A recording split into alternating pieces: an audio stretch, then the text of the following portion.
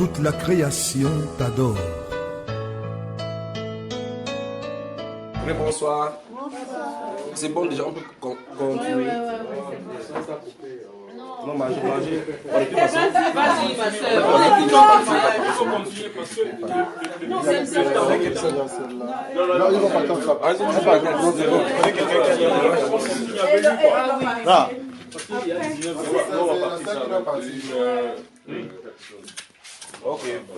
Comme il y avait aussi les questions-réponses, c'était aussi bien de... Non, la seule, son témoignage est différente. Qu'est-ce que ça va? Ses yeux.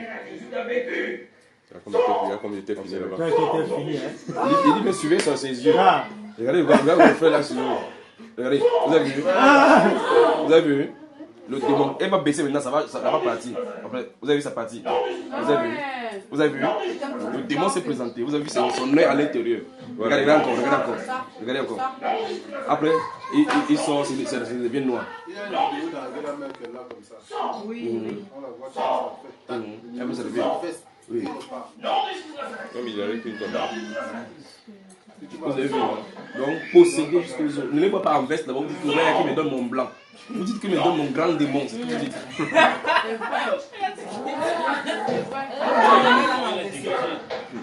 Il faut le prendre le sol glissé aussi. Et là, tu comme Dans tu le plancher. les Oui, il avait chaussé. Mais le problème, c'est le plancher, ça glisse. Non, tu as fait la lutte traditionnelle là-bas. C'était fort. Mais La lutte traditionnelle était fort. Regarde comme tu étais épuisé. Mal mauvais. Yes. Là, je vois Ah, il faut prendre le numéro de la Seigneur. Comme tu parlais, vous les deux, tu parlais là. Tu prends son numéro. Ok. Parce que Je ne vais pas tarder. Parce que arrivez, vous me montrer ça au loin. On va mettre ça dans les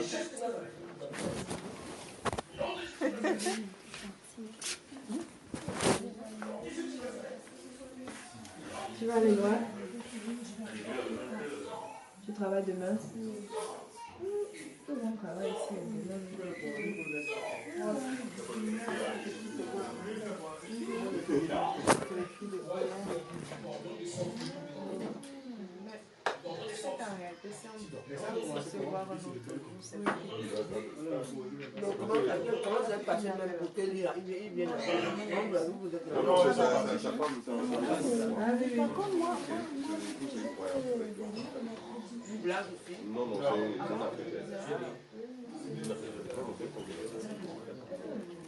donc, si tu vas prendre ton cas, Elle dit qu'elle part. Elle va partir avec eux.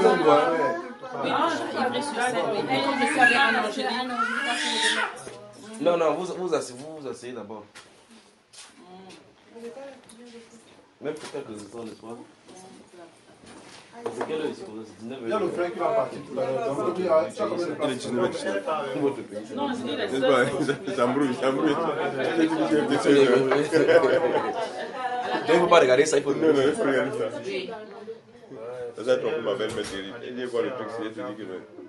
2, 3, 4 personnes, c'est bon. Ah, d'accord, non, mais. Ah non, ça veut dire qu'il y aura.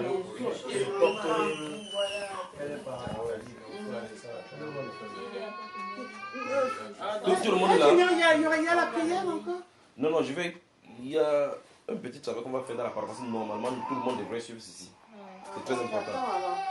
Oui. Mais l'enfant là, il réclamait quoi? Il n'y a pas le Kinder.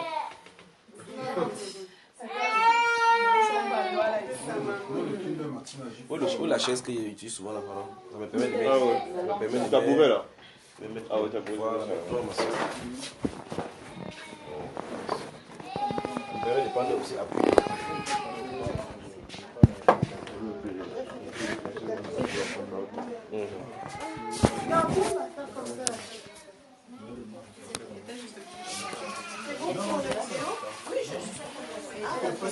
C'est bien, veuillez vous asseoir, asseyez-vous confortablement. Donc, je ne crois pas qu'on va durer. Comme ça, vous suivez très attentivement. Sortez vos Bibles. Que Dieu vous bénisse. Amen. On a pris un bon bain, n'est-ce pas?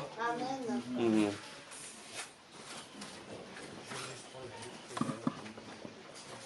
il faut que les choses soient claires et que ça soit complète également. Donc,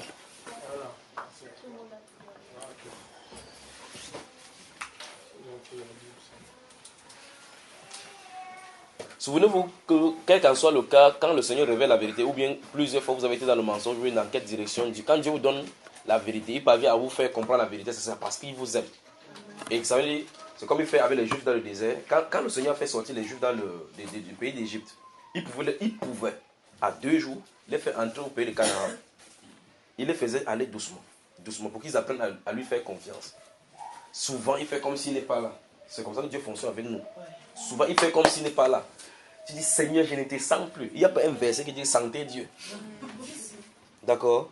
Dieu est esprit. On doit le percevoir ici. Le point de contact sur le cœur. C'est pour ça qu'il dit qu'on veille sur son cœur. D'accord, mes frères? Donc, le point de contact sur le cœur. Alors, et par conséquent, lorsque Dieu vous révèle la vérité, cette vérité-là, c'est pour conduire dans le chemin. Je suis le chemin. La vérité et la vie. Le chemin. La vérité et la vie. La vérité, quand il se révèle, c'est pour montrer que tu es sur le chemin. Donc, ça veut dire avance. Et pour le finish, c'est quoi? La vie éternelle. Donc, au fur et à mesure, quand il y a restauration, quand il y a la vérité qui t'est révélée, ça se passe que, waouh, ça veut dire que j'étais dans le mensonge. Donc, je me règle. Et par conséquent, je suis sur les rails. Vous voyez? J'étais dans les ténèbres, donc je suis éclairé. De continuer à avancer. C'est ce que ça veut dire. Et donc, c'est la preuve de son amour. Et la preuve qu'il a le regard sur toi. Prions. Père, tu es Dieu, il n'y en a point d'autre. Merci Père de gloire. Après ce baptême, ici en France, tes regards sont sur tes enfants. Et nous nous inclinons maintenant, Père, pour te remercier pour cette grâce que tu nous as accordée pour ces choses aujourd'hui. Tu nous as donné non seulement un bon climat, une bonne température, et tu as disposé toutes choses pour que le moyen de déplacement et de locomotion, et même le cours d'eau, que tout soit disposé à notre faveur. Et même, Père, ton témoignage qui a eu lieu et que les Blancs qui étaient là-bas, les Européens qui étaient là-bas, ont suivi ta parole et ont décidé au Dieu de gloire ce qu'il en est. Ils n'auront plus jamais au Dieu de gloire des justifications au devant de toi parce qu'ils ont vu, ils ont entendu. Je prie au Dieu de gloire pour ceux-ci qui ont décidé d'accepter le baptême et qui sont allés au Dieu de gloire braver au Dieu, les ont dit pour traverser, entrer dans les eaux en ton nom. Je prie que tu aies les regards sur eux tous les jours de leur vie au nom de Jésus. Maintenant, Père, je prie au Dieu que tu les parles toi-même à leur cœur, que tu les diriges dans le nom de Jésus. Amen. En fait, s'il pose une question, que qui sommes-nous pour que Dieu se soucie et nous fasse ces choses-ci, ça peut nous prendre 3 heures. Donc je vais garder ça de côté. Peut-être c'est pour un autre pays. Maintenant, prenons Jean chapitre 5. Jean chapitre 5.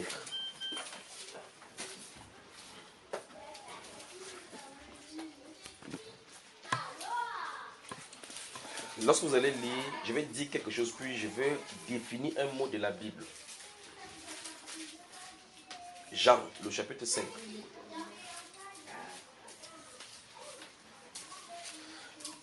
Que vous ensemble, vous prenez une voiture, d'accord? Vous n'avez pas de GPS.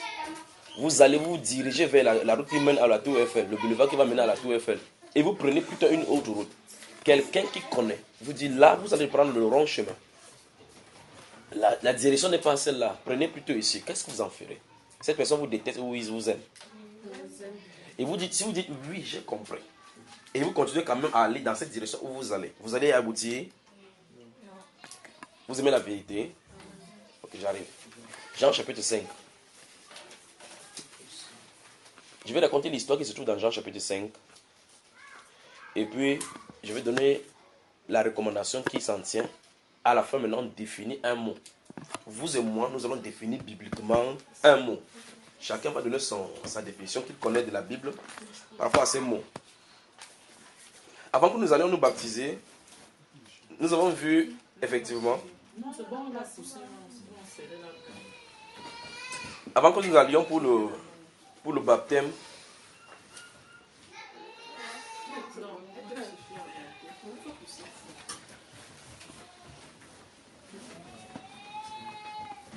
souvenez-vous, il y a des gens là qui pensent que comme sa main n'a pas bougé, ça veut dire que le Saint-Esprit ne l'a pas touché. Que non, peut-être il n'y a pas de démon. Ça ne passe pas comme ça. Pendant qu'on a des prévus, l'autre sort. D'autres, vous faites poum en silence. Vous êtes délivré en silence. Bon, avançons là maintenant. Je crois que vous savez que vous êtes avec moi, vous entendez bien ma voix. Dans Jean chapitre 5, on parle qu'il y avait une fête des Juifs. Jésus-Christ est monté là-bas. Et puis il y avait des malades couchés en grand nombre à cette piscine appelée en hébreu Bethsaida. C'est-à-dire qu'il y a 5 portiques. Alors, je suis en train d'expliquer l'histoire pour qu'on aille dans le verset directement, pour qu'on n'ait pas le temps, pour qu'on ne prenne pas assez de votre temps quand vous allez loin, n'est-ce pas? Et que Dieu bénisse vraiment cette soeur-là de l'Éternel. Je vais retourner de ton côté pour parler par rapport à ce qui s'est passé maintenant. Est-ce que tu sais quelle était la cause de ces choses? Si c'était plus dans la famille. Ça, c'est quelque chose qui a lieu à voir. C'est dans la famille que ça se trouve. Donc, c'est un problème que tu portes depuis. Grâce soit rendue au Seigneur jusqu'à maintenant. Que Dieu vous bénisse. Je crois que si vous avez, c'est parce que vous êtes pressé, je vous souhaite parler une à une, pour dire des choses. Tu vas partir aussi? Moi, j'ai le temps. Tu vas attendre. Travailler demain, c'est vrai, je vais loin, 1 heure, mais je vais. Ok. En plus, c'est véhiculé. Voilà. C'est pas... Donc, le véhicule, bravo les embouteillages. Alors, lorsque le Seigneur va visiter ce monsieur-là, c'était quelqu'un qui était alité depuis presque 40 ans, n'est-ce pas? Malade, couché, il n'avait jamais marché depuis presque 40 ans. Alors la Bible déclare, quand Jésus-Christ l'a trouvé, notre Seigneur, il a dit, veux-tu être guéri? Après leur interrogation, le Seigneur Jésus-Christ l'a guéri. Lève-toi, prends ton lit et marche. C'est ça, n'est-ce pas? Des choses vont se retrouver, des sacrificateurs, des pharisiens vont le rencontrer. Vont dire, mais tu as été guéri, il ne t'est pas permis. D'après le sabbat, d'après les règles du sabbat, tu ne dois pas porter ton lit. Il dit, non, mais je ne peux pas faire autrement. Celui qui m'a guéri m'a dit. Je vous comprendre d'abord la chose. Celui qui m'a guéri m'a dit. Je veux aller dans votre Bible, souligner cet endroit. Il faut me les fouiller. Je t'ai de raconter mon histoire. Ça se trouve là-bas dans le chapitre 5. Toi, tu as d'abord le téléphone, tu vas souligner comme ça dans le téléphone. C'est ça, c'est verset 11. Alors, lisez-moi cela. Verset 11, 1, 2, 3. Il a répondu, celui qui m'a guéri m'a dit. Non, le reste, c'est autre chose. Celui qui m'a guéri m'a dit. Il m'a guéri et il m'a dit. Ce qu'il va dire maintenant, c'est l'instruction dont il est question. D'accord? Je vais vous garder ces mots-ci. Celui qui m'a guéri m'a dit. Alors, on vient chez Dieu, on prend la délivrance. Il donne l'ordre de vivre l'après délivrance, on discute. Celui qui guérit donne les ordres, comment on doit marcher. Comme celui-ci. Malgré les interrogations qui se trouvent devant lui maintenant, par rapport à son lit et par rapport au sabbat, quelqu'un qui l'a guéri lui a dit quelque chose. Il doit s'en tenir. Vous avez remarqué? Celui qui m'a guéri m'a dit, prends ton lit et va. Donc votre sabbat là, que j'ai toujours respecté avec mon lit, si ça ne m'a jamais guéri, maintenant il m'a dit, prends ton lit et va dans son maison. Donc il continue, si vous voulez respecter votre sabbat, c'est votre problème. Il avance. Après on lui demande. Donc je vais seulement vous voir la première chose. Celui qui m'a guéri m'a dit. Donc après la guérison, il y a une instruction. Après la délivrance, il y a une instruction. Automatiquement, quand vous obtenez n'importe quoi du Seigneur, ça vous donne une instruction. Quand vous êtes là, par exemple, dans la pauvreté, et vous priez, Dieu vous donne une porte, quand il ouvre, vous pensez que qu'est-ce qu'il a dit, vous l'a dit à l'intérieur. Quand il te donne cette bénédiction que tu attendais, et vous savez que c'est Dieu qui vous a donné, il y a une instruction qui suit cela. C'est la règle de la Bible. Je t'ai fait passer par ce désert affreux, pour non pas connaître tes peurs afin que tu comprennes. Je t'ai fait passer là-bas dans ce désert afin que tu apprennes que l'homme ne vivra pas de pain seulement. C'est pour cela. Donc, il pouvait lui donner le pain chaque jour. Dieu pouvait lui dire ça à haute voix. Que vous ne savez pas qu'on ne va pas vivre sans le pain. Il dit que non. Les événements du désert vont lui donner cet enseignement. Alors, il peut se taire à tout moment pour voir s'il compte sur lui. Il peut laisser les difficultés faire comme s'il n'entend pas pour voir s'il compte sur lui. Il ne veut pas pour qu'on voie de son côté parce que lui connaît toutes choses. C'est eux qui ne comprennent pas, qui murmurent. Pour que plus tard ils comprennent qu'ils avaient eux-mêmes les problèmes qu'eux ils ignoraient. C'est ce que Dieu fait. Afin que vous compreniez que l'homme ne vivra pas de pain, mais de toute parole qui sort de la bouche de Dieu. Donc toute bénédiction implique une instruction de la part de ce qu'il a donné. Satan donne pour vous conduire à donner en échange des âmes, le péché et autres. Dieu, lorsqu'il guérit, il y a une instruction qui suit. La marche après la guérison. La marche après l'obtention des choses de Dieu. Vous voyez? C'est pas ça, hein? Il dit, fais tes vœux à l'Éternel. Tu m'invoqueras et je te répondrai. N'est-ce pas? Maintenant, verset 14. Qu'est-ce que ça dit, verset 14? Jésus le trouva dans le temple et lui dit, voici, tu as été guéri, ne pêche plus, de peur qu'il ne t'arrive quelque chose de pire. Pointe quelqu'un, tu lui dis ça. Comment tu veux dire? Il y a un là-bas.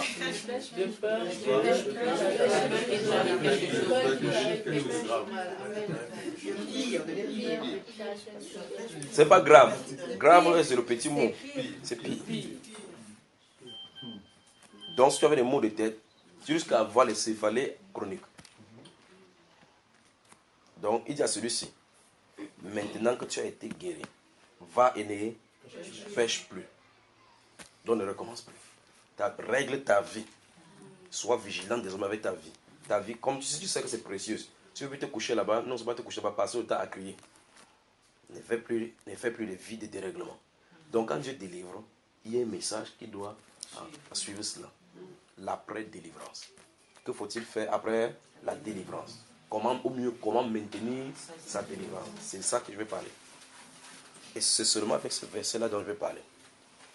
Pourquoi Jésus dit de peur qu'il nous arrive rien de pire?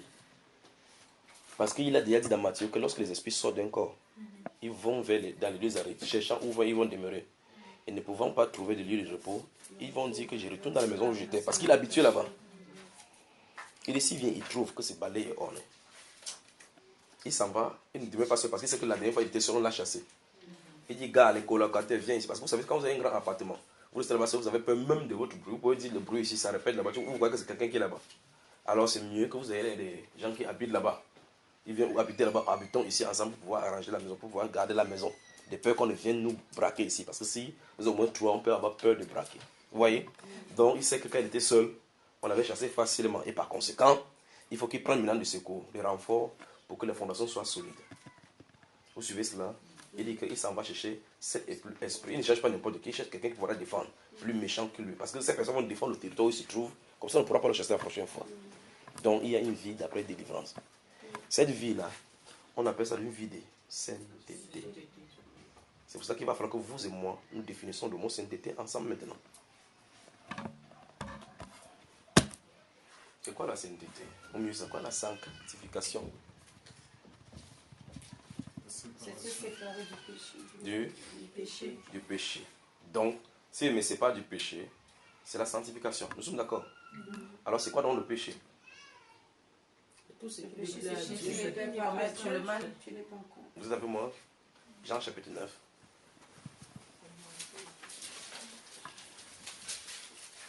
Vous voyez que je vais vraiment doucement, comme à l'école primaire.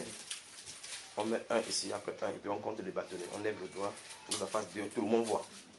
Ok. Jean chapitre 9. Je veux que vous me lisiez le verset 31.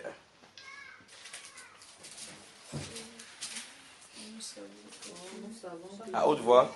Nous savons que Dieu n'exauce pas les pécheurs, mais si quelqu'un honore Dieu fait sa volonté, c'est celui-là qui l'exauce. Bon, donc il y a deux mots, volonté et honorer. Le contraire d'honorer, c'est quoi? Donc si vous n'honorez pas Dieu, vous allez le déshonorer. Mais je veux que vous regardez dans les yeux. Quand la Bible déclare que toute femme qui prie ou qui prophétise la tête non voilée, on dit qu'elle a fait quoi? Vous avez un exemple. Donc vous pouvez vivre dans le péché. Vous pensez que ce n'est pas grave, mais c'est la Bible qui définit. Toute femme au contraire qui prie ou qui prophétise la tête non voilée déshonore son chef. Donc tu n'es pas de l'honorer. Et par conséquent, tu es dans le péché.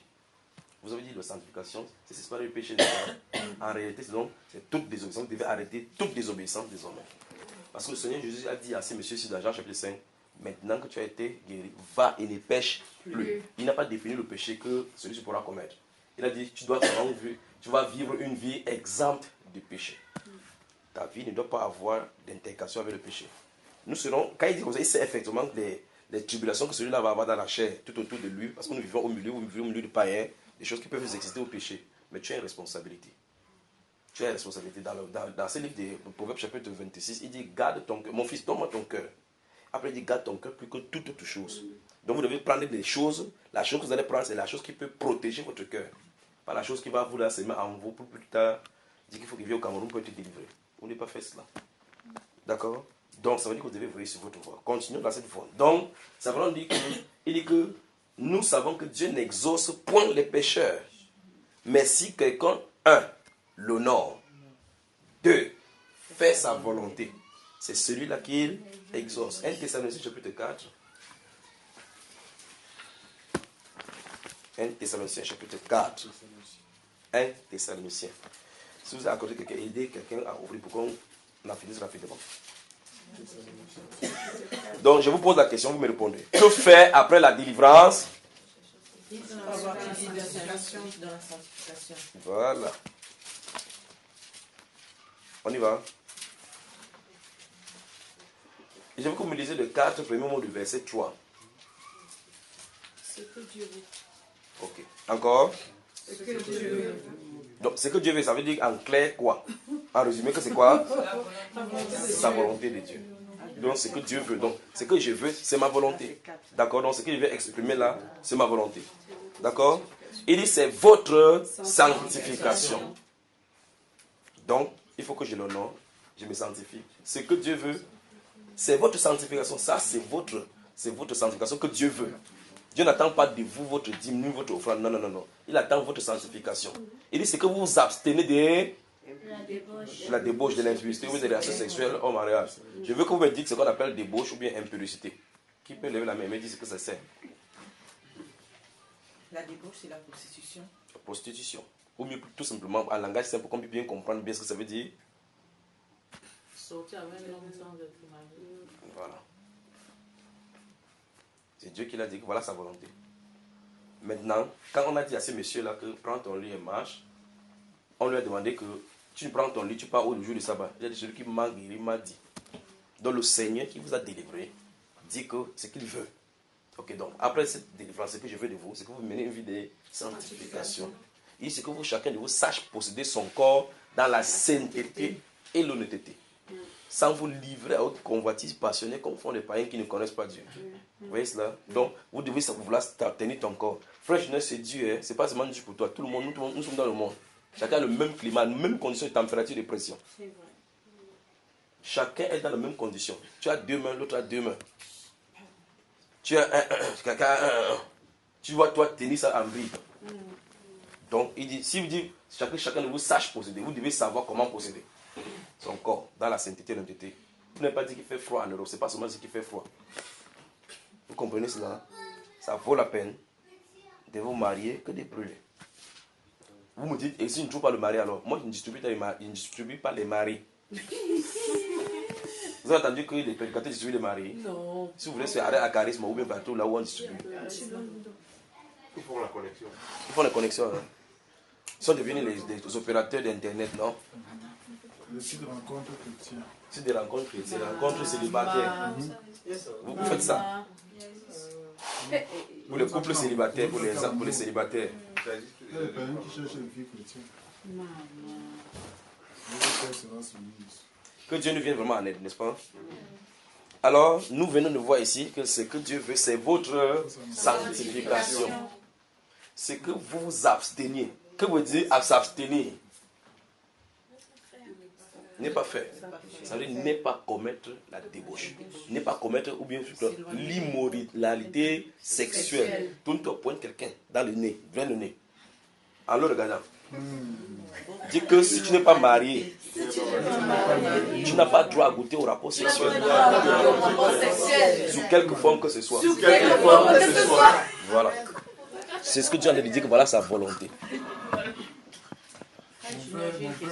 Oui. Non, attendez. Vous êtes libre. Vous savez, c'était une question de... Il tente de définir seulement les quelques mots bibliques avant que ça nous a entraîné là-bas. Ce n'était même pas prévu. Il pose la question. J'ai une question. Oui, écoutez. C'est les femmes qui ne se marient donc pas. Oui. Puisqu'on dit... Que certains sont les eunuques et aussi les suites. Voilà. Il n'y a pas de femmes eunuques. Normalement, le mariage est destiné à toutes les femmes. Non, pas que toutes les femmes. Parce que s'il y a un eunuque, il y a une femme quelque part qui n'est pas... Oui. Bon, quel est le problème au juste en tant que... Tu cherches pour toutes les femmes ou pour toi?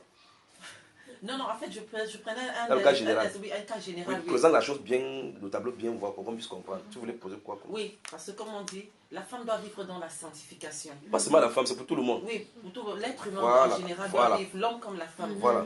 Et celui qui cherche pendant longtemps, il ne voit pas. Et il ne voit pas, qu'est-ce qu'il doit faire? Appelle, il te répondra. Appelle, il te répondra. Oh. Jésus le roi des rois. Appelle, il te répondra. Appelle, il te répondra. Appelle, il te répondra. Oh, Jésus le roi des rois. Appelle, il te répondra. Si tu as les problèmes de mariage, appuie Jérémie 33, il te répondra. Oh, Jérémie 33. Appelle, il te répondra. Appelle, il te répondra. Appelle, il te répondra. Oh, Jésus le roi des rois. Appelle, il te répondra. Mais la façon dont vous mimez, ça montre que vous connaissez ces chansons mieux que moi. N'est-ce pas? Mais est-ce que vous chantez cela en croyant? Ou bien vous chantez cela seulement pour animer la galerie? Parce que cette chanson-là dit clairement que appelle, il te répondra. C'est ce que c'est ce que Dieu a dit dans Jérémie 33, verset 3. Que invoque-moi, je te répondrai. Mais il y a un problème. Il y a des conditions pour que les ossements soient là. C'est là où nous avons lu dans Jean chapitre 9, verset 31. Et là, lorsque nous examinons ces choses, c'est pour examiner si au juste, il y a un obstacle entre nous et le fait de la réponse. Là, on nous révèle que nous savons que Dieu n'exauce point les pécheurs. Mais c'est quelqu'un l'honore et fait sa volonté, c'est celui-là qui l'exauce. Donc, question. Si j'ai cherché mon mari pendant longtemps et que j'ai prié, ça ne marche pas, il faut qu'il m'arrête de prier. Je commence à regarder maintenant ma relation avec le Seigneur. Pourquoi il ne me répond?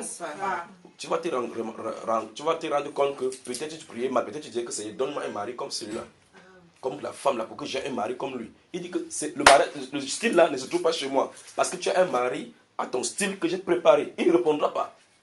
Vous voyez, vous priez parce que vous priez mal dans le style de satisfaire votre convoitise. Vous voyez cela? Parce que l'aspect de mari que tu as vu dans l'autre, c'est unique sur la terre. C'est pas ce que c'est ici. Ou mieux encore, tu dis, ok, comme je suis avec le temps, je suis avec l'homme-ci dans l'optique d'attendre mon mari. Donc tu salis son lit, tu salis son bureau pour qu'il vienne entrer là-bas. Pour que Dieu, ton mari qui a entendu, je me sanctifie pour attendre mon épouse. Pendant qu'il a été sanctifié, tu as été sali. Comme ça, tu finis ta vie de débauche, il entre dans toi, pointe quelqu'un. Dis qu'il te faut la repentance. Vous savez ça, n'est-ce pas? Si vous faites la volonté de Dieu, notez ce qu'il veut donner là. Notez Philippiens le chapitre 4. Notez Philippiens le chapitre 4. Ne faites pas ces choses. Si vous allez dans la religion, on va vous tromper que vous faites ceci, après vous payez les dîmes, ça va marcher. Ça ne marchera pas avec Dieu parce qu'on ne le corrompt pas. Vous pouvez corrompre le pasteur. Il dit qu'il va toute la nuit. Cette soeur, c'est hey, combien? 500 €. Je vais prier pour toi toute la nuit. Il ne va pas manger avec sa femme au bord de Boulogne. Vous faites cela, Dieu ne répondra pas. Oh.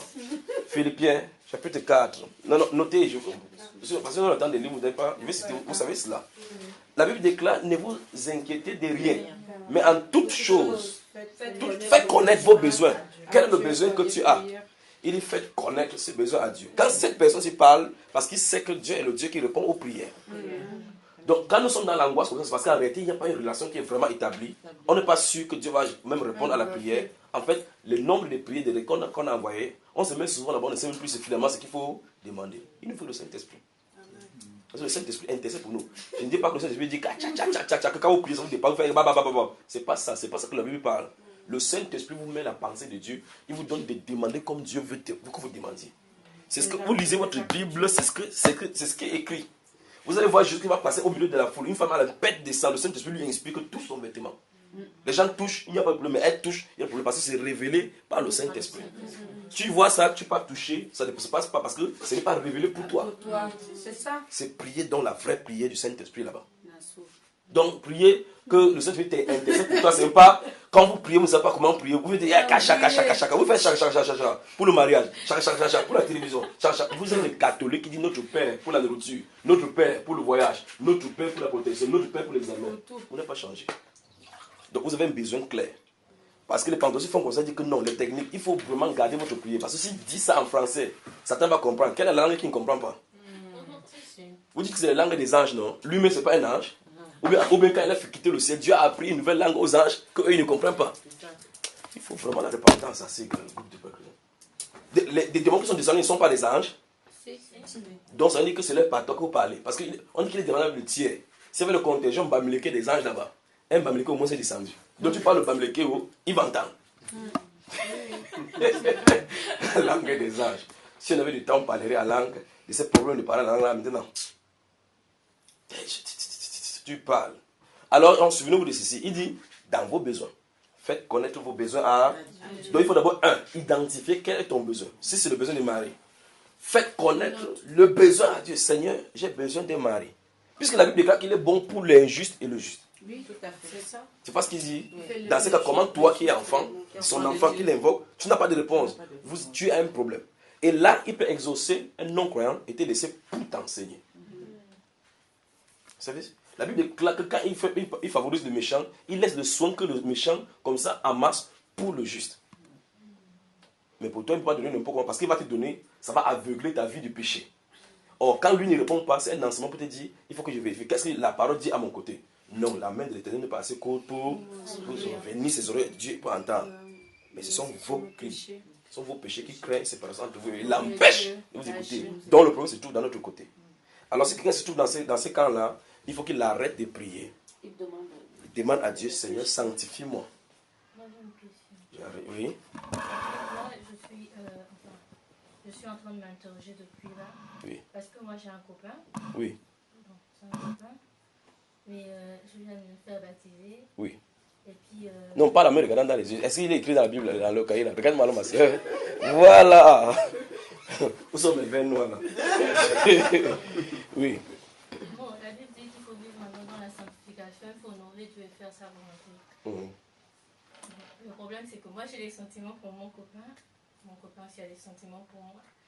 Et là, enfin, je ne sais même pas comment commencer pour lui dire que bon, je ne sais pas s'il faut arrêter, s'il faut continuer. Non, regarde-moi, je vais te dire arrêter que tu sais. Je vais te montrer que tu sais. Regarde-moi, tu crains Dieu ou tu veux craindre Dieu? Ok, tu crains Dieu. Quelqu'un peut me définir bibliquement ce qu'on appelle la crainte de Dieu? Ou mieux encore, littéralement. C'est comme un exemple de mal, c'est quoi? Par exemple, si dans le péché, faire les donc arrêter, elle connaît que normalement, elle doit craindre Dieu. C'est-à-dire craindre Dieu, c'est un groupe de mots qui a pour synonyme fuir le péché. C'est ça. Donc elle dit que normalement, je dois fuir le péché. Donc elle connaît. Vous voyez? Alors maintenant, on avance. Ton copain, c'est le copain de bois là, ou le copain, quel style de copain? Copain amoureux. Donc, je te pose un exemple, une question simple. Vous êtes à la maison, vous te dites que Doudou, touche ses cheveux. Et le Seigneur envoie son âge et tient là-bas et dit, mademoiselle, présentez celui-là. Tu vas lui dire ce que tu viens de me dire, que c'est ton copain. Tu vas dire quoi? Dis que mon partenaire de péché. Alors dis c'est mon partenaire de péché. N'essayez pas de prendre un mot français pour arranger. Comme votre ancien président a dit que c'est son compagne. C'est son partenaire de péché parce qu'il vit dans le péché. Vous comprenez? Appelez chat, chat. D'accord? Parce que par un coup de tête, tu as un autre copain. Et en plus, c'est même pas le premier, n'est-ce pas? L'autre était quoi? Le premier donc. C'était voilà. Ex-partenaire de péché. Donc ils sont en partenariat de péché. N'est-ce pas? Est-ce que ça doit être? Suivez attentivement. 2 Timothée 2, verset 19. Néanmoins, le solide fondement du Seigneur demeure debout, avec ces paroles qui lui servent de sceau. Le Seigneur connaît ce qui lui appartient, et quiconque prononce le nom du Seigneur Jésus, qui s'éloigne de l'iniquité. Verset 22. Fuis les passions de la jeunesse et recherche la justice. Quand il dit c'est le sceau, ça dit c'est le cachet, ça ne peut pas changer. Donc c'est le fondement là-bas. Il dit qu'il connaît ce qui lui appartient. Et puis il dit que quiconque prononce le nom du Seigneur qui s'éloigne de l'iniquité. Alors maintenant dans le verset 22, il donne l'ordre de fuir les passions de la jeunesse.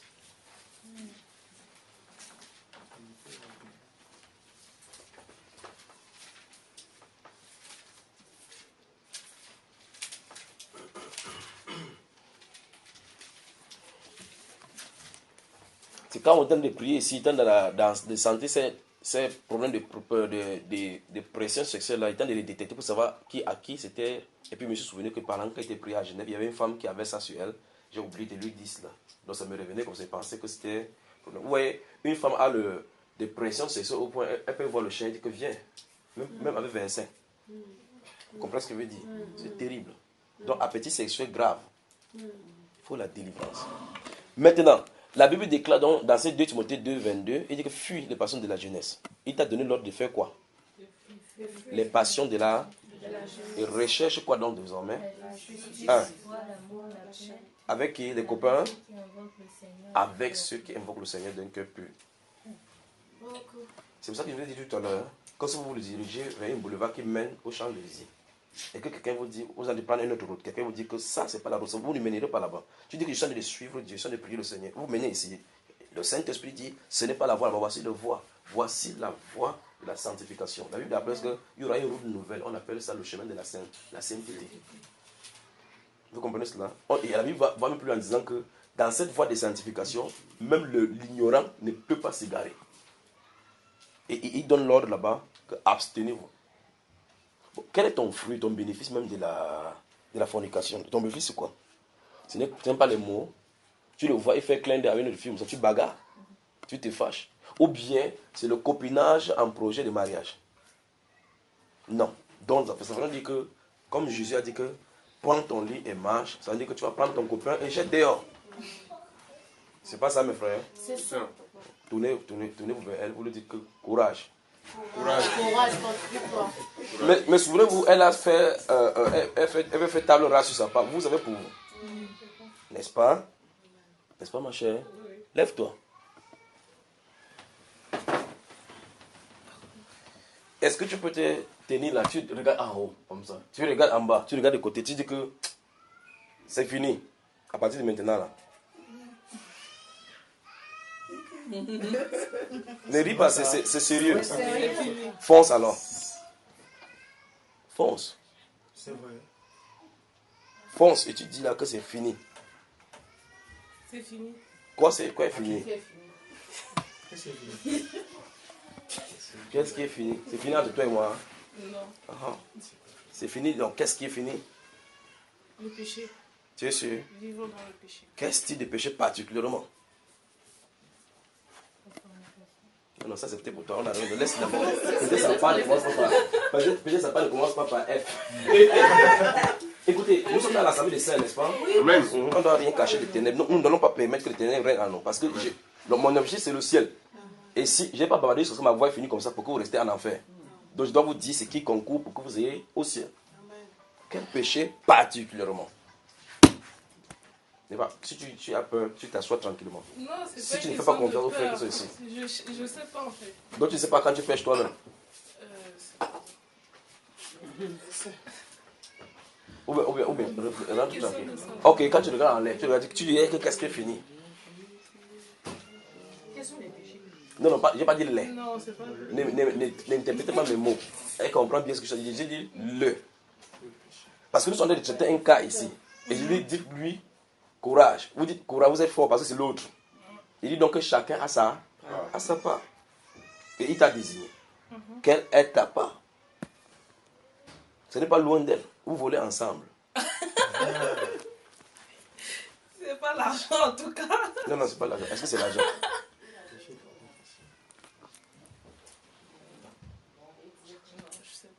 Je ne sais pas. Donc tu es Sainte Marie. Assieds-toi. Non, je ne suis pas sainte. Je suis loin d'être sainte. Alors, la chose qui te tient captif et que tu pars, tu avances, tu dis que tu as fait table rase et tu reviens. Tu penses que qu'est-ce qui te fait revenir là-dessus? Tu comprends maintenant ce qu'il est en train de dire? Le péché. Le péché, c'est un nom pour toutes les choses, n'est-ce pas? Viens t'asseoir, ça va venir, ne t'inquiète pas. Alors la Bible nous enseigne que pour honorer Dieu et faire sa volonté, vous devez examiner dans la parole pour comprendre exactement ce qu'il veut de vous. Ça veut dire qu'après la délivrance, vous devez faire table rase sur n'importe quoi que vous faites pour pouvoir sonder les Écritures, pour savoir quelle est ta responsabilité maintenant, quel style de vie je dois mener maintenant. Votre style de vie maintenant n'est plus conditionné par votre environnement, c'est conditionné par la Bible. Donc, dans le canaux sont tracés, les règles sont tracées dans les Écritures.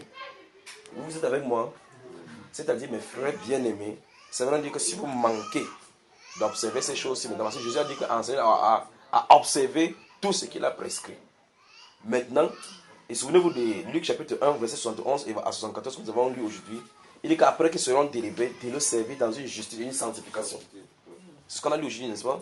Alors ça veut dire qu'après la délivrance, Dieu s'attend à ce que vous le servez dans la justice et dans la sainteté. C'est pas ça? Alors la sainteté couvre donc beaucoup de domaines. La sainteté, ça veut dire que c'est le nettoyage pour être mis à part. Donc tu es sélectionné, tu es une semence sélectionnée. Sélectionner, nettoyer. Comme vous savez, quand vos pommes là, quand on fait cela, on fait des sélections de la semence. On fait les nettoyer dans le laboratoire. On les emballe pour les protéger même de l'environnement. Vous comprenez cela? La sanctification. Ici, votre attention. La sainteté entre à l'intérieur de vous, depuis le cœur. Ça sort jusqu'à l'extérieur de vous. Vous devez examiner ça dans les Écritures. Vous me suivez? Donc un exemple simple, comme j'ai pris tout à l'heure là, que vous priez, vous n'avez pas la tête voilée en tant que femme, vous déshonorez votre chef. Et la Bible dit que c'est quelqu'un honore Dieu et fait sa volonté, c'est celui-là qui l'exauce. Vous priez, l'autre dit que non, je prie, je n'ai pas prié, Dieu m'a exaucé. Je connais une femme qui a dit qu'elle a prié, Dieu n'a pas exaucé. Dieu ne doit pas te juger en fonction d'une femme. Il va te juger en fonction de cette parole-ci. Il va dire toute femme. Il a dit tu es une femme, oui, tu as prié ceci. Donc toute désobéissance, vous devez arrêter. J'ai une autre question par Oui. rapport à nous les femmes. Oui. Il faut prier avec le foulard. Oui. Par exemple, si tu es dans ton lieu de travail et tu as envie de prier. Oui. Donc tu es dans un lieu de travail où tu as posé, Oui. par exemple, tu as l'accueil et tout. Oui. Tu ne peux pas être en foulard. Oui. Et tu as vraiment envie de prier dans le cœur. Tu sais comment Je peux vous poser une question simple. Dans le lieu de service, on vous a prescrit de mettre des mèches. On vous a prescrit de mettre des mèches sur vos têtes. Non. Pourquoi le foulard pose problème au lieu de service? Bah, parce que ici, dans certains services, le foulard n'est pas recommandé. Je repose encore la question. Est-ce que c'est recommandé quelque part les mèches que vous mettez? C'est pas recommandé, mais c'est pas interdit. Je ne sais pas recommandé, ce n'est pas interdit. Oui. Y a-t-il une interdiction claire dans votre lieu de service que ne mettez pas le foulard? Oui, on ne peut pas. C'est-à-dire Oui, c'est un boulot. que vous ne mettez pas le foulard. Oui, c'est un boulot. Pourquoi? Vous dites- À moins que ce soit une tolérance religieuse, n'est-ce pas? On a dit clairement que sauf pour commodité religieuse. Mais ta religion dit que tu dois mettre pour prier. Qu'est-ce que vous me racontez? Dans les endroits où on a interdit, j'ai lu votre loi. On parle c'est la loi sur la laïcité. C'est ça dont on étudie les questions. On dit clairement que vous ne mettez pas, vous êtes interdit de mettre à moins que ce soit une recommandation religieuse. Cette recommandation n'est pas seulement pour les musulmans, parce que les musulmans n'ont pas commencé, c'est les chrétiens qui ont commencé ça. Dites-leur que vous êtes chrétien, et d'après chrétien, ça se trouve là dans la Bible, c'est en plein là-dedans. Donc vous n'avez pas d'excuse devant le Seigneur. Il y en a toujours, ça reste toujours un problème parce que même ils n'acceptent pas, même si tu dis c'est pas. Il y en a même Je si pose tu la dis, question, c'est les pas. musulmans obéissent à ce que vous faites là? Non, oui, tous ne font pas ça dans Non, cette non, boulot. je dis ceci, les musulmans, eux, ils ont les foulards, qu'est-ce qu'ils font? Dans le sac, dans le Et sac. puis, prier. ah, dans le sac. donc ils vous enseignent donc. Non, pour aller. Quand Oui. tu es au travail, là, Oui. par exemple, tu es en train de travailler. Ça Bon, tu es allé au travail pour prier ou pour travailler?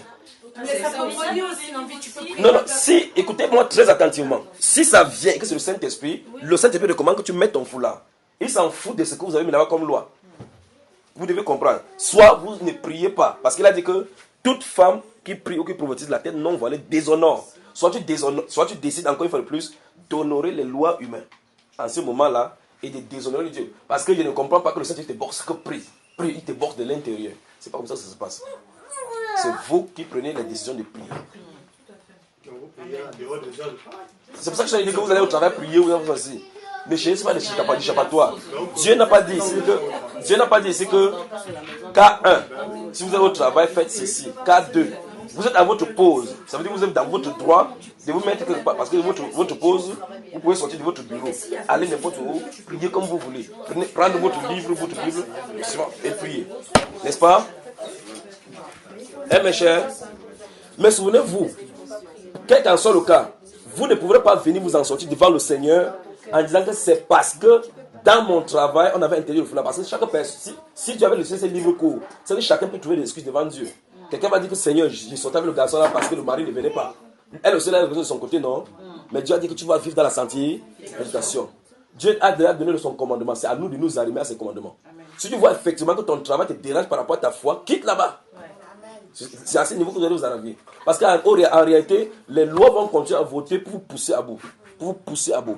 Remarquez bien dans la Bible, lorsque le peuple de Dieu a commencé à se multiplier en Égypte, une loi est sortie qu'il faut que chaque personne qui accouche un enfant mâle, on tue. On cherchait à repérer comme ça Moïse, la sémence promise. Malgré qu'ils ont fait comme ça empêchait aux femmes d'accoucher le garçon. Donc faites attention. On a dit que si quand ça va coucher, et on a caché Moïse, mais la loi disait que si ça sort, tuer. On a tué Moïse. Donc faisons attention. L'apôtre Pierre et Jean étaient là, on les a interdit clairement de parler et d'enseigner dans le Jérusalem au nom de Jésus-Christ. C'est-à-dire, jugez vous-même s'il est préférable de vous obéir qu'à Dieu. Lorsque les lois humaines confondent les lois de Dieu, si vous êtes du côté de Dieu, vous tenez faire pour Dieu. Ici, il n'y a pas de débat là-dessus. Personne ne peut me faire pécher quand il sait que la Bible dit le contraire. Vous suivez, frère? Donc il n'y a pas d'excuses. D'autre côté, pourquoi chaque fois vous posez toutes les questions qui va vous donner l'habilité de prier sans foulard? Pourquoi vous ne trouvez pas plutôt l'autre volet? Donnez-moi un volet qui va vous faire que vous priez chaque fois avec le foulard. Dites-moi aussi quel exemple. Ah, ne péchez pas, frère Junior. Tu sais que la chair est faible. Le volet dit que l'esprit est disposé. Pourquoi on ne dit pas que frère Junior? Comme on a dit, ne péchez pas. Comment faut avoir l'esprit fort, comme l'esprit est disposé? Pourquoi on ne pose pas la question ici? On pose la question sur plutôt cela où on a dit que la chair est faible. Pourquoi on va plutôt de côté là où ça va négliger les choses de Dieu? Pourquoi? C'est là où sont nos faiblesses. Non, on a avancé, d'accord? Je dis peut-être parce que c'est là où sont nos faiblesses. Bon, on arrive là maintenant. On avance. Ok. J'attends une question qui va me permettre d'avancer maintenant. Nous avons compris la définition de la sanctification. La sanctification veut dire sans saleté. D'accord? Sans désobéissance. Quelque chose ne doit pas être greffé là-dessus qui n'est pas saint, qui n'est pas de Dieu, qui rend impur. D'accord? C'est ça la sanctification. Parce que la sanctification a un but. La sanctification a un but, c'est pour que tu entres au service. D'accord? La sanctification a un but, c'est pour que tu entres au service. C'est-à-dire, ça conduit comme ça, normalement, au scellement du Saint-Esprit. Vous entendez cela? Hein? Ok. La sanctification. Il y a 3 œuvres. Justification, sanctification, scellement du Saint-Esprit. Ok. Des questions avant qu'il avance dans cette définition? Vous avez des questions? Tout à l'heure, quand on passe vous avez des questions sur ce que vous avez dit qu'à la fin, on va parler de cela, non? Vous avez avalé ou vous décidez qu'il ne parle plus. Je les connais toutes les choses. Vous ne dites pas, je vais reparler que vous avez posé des questions. Moi, mais je ne réponds encore. Hein? Il y en avait sur le truc artificiel. Tape-moi, tape là. Je parle ou je ne parle pas? Parle. Ok. Bon. Artificiel, ça veut dire quoi? Pas naturel.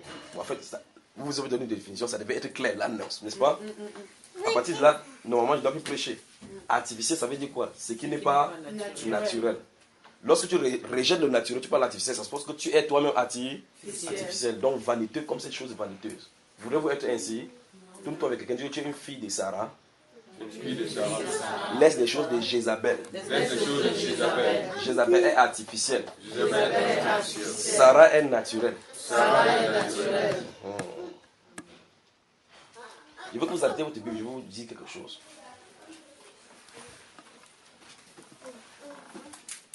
Vous avez votre Bible en main. Écoutez très attentivement. Tous les péchés qui se trouvent dans le monde et qui vont se retrouver dans le monde plus tard sont réprimandés par ces livres. Tous les péchés, quel que soit le nom que vous les donnez, c'est réprimandé par ces livres. Et c'est pas si quelqu'un a un héros là, vous m'achetez un benson là. Je vais filmer un peu. Mon cœur chauffe. Ça, c'est un péché, ça. On peut acheter la cigarette qui n'est pas si bonne. Mais ça, c'est un péché. Pardon, ma soeur. C'est un péché. Prends ta Bible. C'est là où je vais en venir. Ouvre la Bible, on a mentionné que la cigarette est un péché. C'est dans Galate, je pense. Allons-y, trouvons dans Galate, peut-être dans Galate. Oui, c'est la Galate même.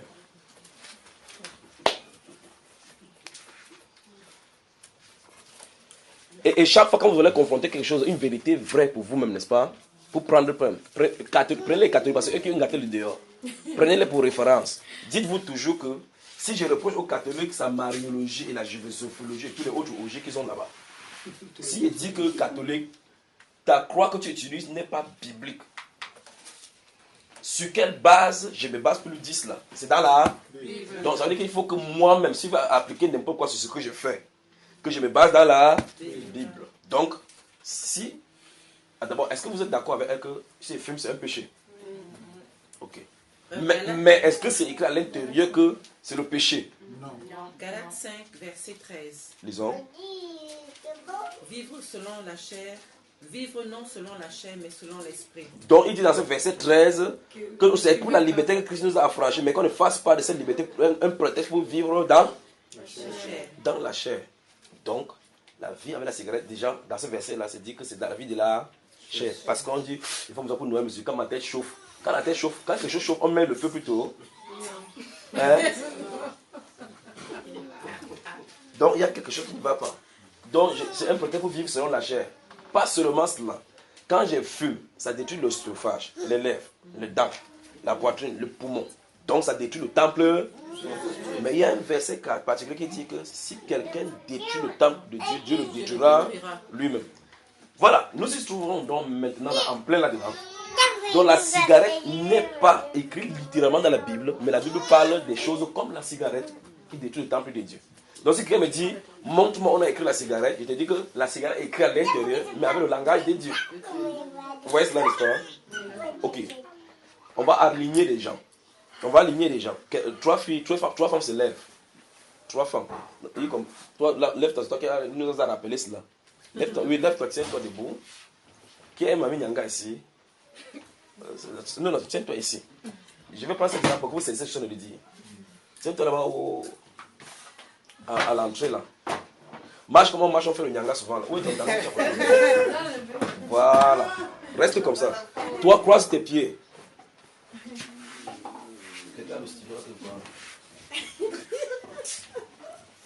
Arrête ça, tu nous fais là, vous faites ça la boîte de nuit. Vous faites ça. Tu tires ta cigarette, d'accord? Pardon, enlève ton foulard pour le moment, on va avancer. Écoutez très attentivement. Nous avons trois personnages ici devant nous. Si nous la cigarette en causant avec ta copine, elle tire sa cigarette en causant avec sa copine. Celles-ci sont des salons de coiffure pour couper tes cheveux, pour t'aider à les de son. D'accord? Et celle-ci, elle va comme ça. Je vais cette phase qu'elle ne casse pas le truc. Soyez concentrés pendant qu'on parle de ces choses-ci. Celle-ci, elle part comme ça au salon pour acheter le média clair. On a écrit sur ça, éclaircissant pur. D'accord? Vous savez moi, donc elle marche comme ça en faisant le nyanga, elle part comme ça pour acheter des choses qui vont changer sa peau. Celle-ci, elle a fumé au milieu de la cigarette. Et celle-ci, on sort comme ça, elle a coupé ses cheveux, elle a teinté. On va prendre encore une troisième personne, une autre quatrième personne. Cette personne, lève ton bidon, frère, tu vas prendre cela. Celui-ci a de prendre la Bible. Il regarde avec la Bible. Quand lui il regarde avec la Bible, il voit celle-ci, il voit celle-là, il voit celle-là. Il voit que chacun est dans le faux. Celle-ci maintenant en traversant là où celle-ci fait, celle-ci a des finances, elle fait, elle dit, maman, les femmes se gâtent, elle détruit son corps. En avançant, pas vrai? Après, regarde pour le moment, elle dit que la maman, ça passe, c'est grave, pas vrai? Assez bon, on va parler maintenant. Que Dieu vous bénisse.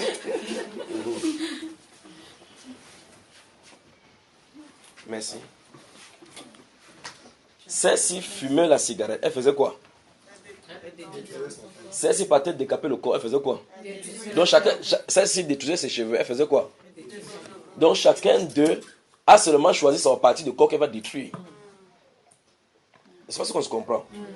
Celle-ci qui fume la cigarette, elle détruit l'intérieur. Celle-ci qui change sa peau, détruit l'extérieur.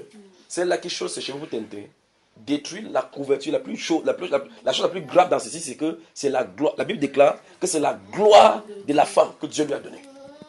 C'est ça le plus terrible. Et donc, les cheveux même, c'est le symbole du gouvernement. C'est terrible.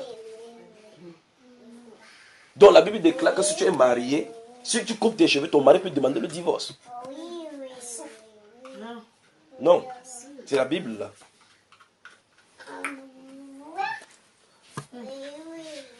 Il dit, la Bible déclare que la femme, c'est un déshonneur pour une femme d'avoir les cheveux coupés. Vous avez lu ça? Ça veut dire que tu es désolé, ça veut dire que tu es considéré comme une femme qui a été violée, couchée avec un autre homme. Donc, tu es une prostituée. C'est dans la Bible ça, non? C'est écrit dans la Bible. Alors quand celle-ci va aller en achetant l'hydroquinone, va se moquer de celle-là, pendant que celle-là voit la maman que hey, la mentait. Même la maman est là aussi, elle est toujours dans cette chose-là. Qui parmi les trois a tort? Toutes les trois. Donc il faut que les trois se répandent. Ça veut dire, il faut que la sanctification soit à l'intérieur et à l'extérieur. Vous êtes prêts vraiment à avancer avec le Seigneur? Parce que là, c'est que Dieu veut, c'est votre sanctification. Ouvrez Romains. Je vous aime, mes soeurs et mes frères. Je vous aime. Je suis obligé de vous dire cela. Alors, lorsque vous prenez la cigarette pour vous dire ces choses, c'était pour vous dire, par exemple, que il n'est pas écrit non plus ici que les hydroquinones. Dieu n'a pas besoin d'écrire l'hydroquinone. Il écrit avec son langage condensé pour que ça touche chaque époque. C'est qu'on va faire pour détruire le corps avec, qu'il n'ait plus besoin de réécrire la Bible. Parce qu'il est ça, il choisit les mots clairs qui vont contenir tout cela. Parce que depuis qu'on a écrit ceci dans la Bible, ça se trouve là-bas. Ça touche chaque époque, ça se conforme à cela. Notre Dieu est sage, d'accord? Verset 1 du chapitre 12 des Romains. Suivez bien le temps pour ceux qui voyagent. Il est 20h là. 22h12 et le soleil sort à midi. Oh, vous parlez du continent. Romains chapitre 12, verset 1. Vous avez trouvé, vous les femmes, je veux que vous trouvez cela. Je vous exhorte donc mes frères à haute voix. Je vous exhorte donc mes frères par les compassions de Dieu à offrir vos corps en sacrifice vivant, saint, agréable à Dieu, ce qui est votre culte raisonnable. Vous avez bien suivi ce qui est l'instruction qui est donnée là-bas. Donc ton corps doit être offert en sacrifice vivant. Alors dans ce cas, comment vous offrez vos corps en sacrifice vivant au Seigneur? Vous offrez ça comment? Vous allez à l'hôtel, vous vous couchez à l'hôtel des pasteurs. Non. Donc votre style de vie extérieur, votre habillement extérieur autre doit être des habillements de saints. D'accord? Je vous exhorte donc frère par la compassion de Christ à offrir vos corps. Donc désormais, ton corps, ma chère, est offert à Dieu. Tu dois offrir cela à Dieu pour que ce soit saint. Vous me suivez? Amen. Qui est prêt à faire cela? Alors tous vos mèches de Mami Wata, les boucles des sorciers, vous avez vu les films d'action avec où on met les choses là, les gens qui... Comment? Les piercings avec les petits pour peigner, vous mettez vos yeux comme les chats comme ça. Les mascaras. Vous appelez quoi comme ça? Vous appelez quoi? Mascara. Mascara, c'est pas pour faire des massacres, mes chers. Vous masquez. Vous masquez, vous vous cachez. Masquer, ça veut dire vous vous cachez, non? Toi, tu n'es pas belle. Dites-moi aussi. Elle n'est pas belle comme ça. Vous-même posez des questions de garçons. Les frères, posez la question qu'est-ce que tu. Proverbe chapitre 6. Chaque fois qu'il donne le verset, le frère, il répète, mais il ne trouve jamais le chapitre. Il est là, balancé, Romain partout là depuis. On a lu, ça quitté là-dessus. Il a cherché Romain fatigué, il n'a pas vu. Non, j'ai vu. Et finalement, tu as vu, hein? Dieu vous bénisse. Proverbe chapitre 6. Aidez quelqu'un. Aidez quelqu'un à trouver la vie. Je veux toujours, chaque fois qu'on lit quelque chose, vous voyez vous-même, pour que, même si vous oubliez, vous savez au moins ce que vous avez vu dans la vie. D'accord? Proverbe, le chapitre 6. Que Dieu notre Père vous bénisse. Écoutez, à côté, tout le monde y est. Voilà, ce qu'il disait, non? Il est dans le livre des gens là-bas. Il faut toujours prendre les Bibles qu'on a mélangé les trucs.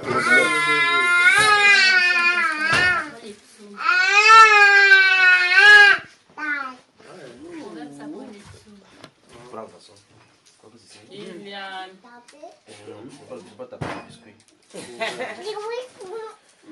Dans le premier chapitre, nous allons lire à partir du verset 20.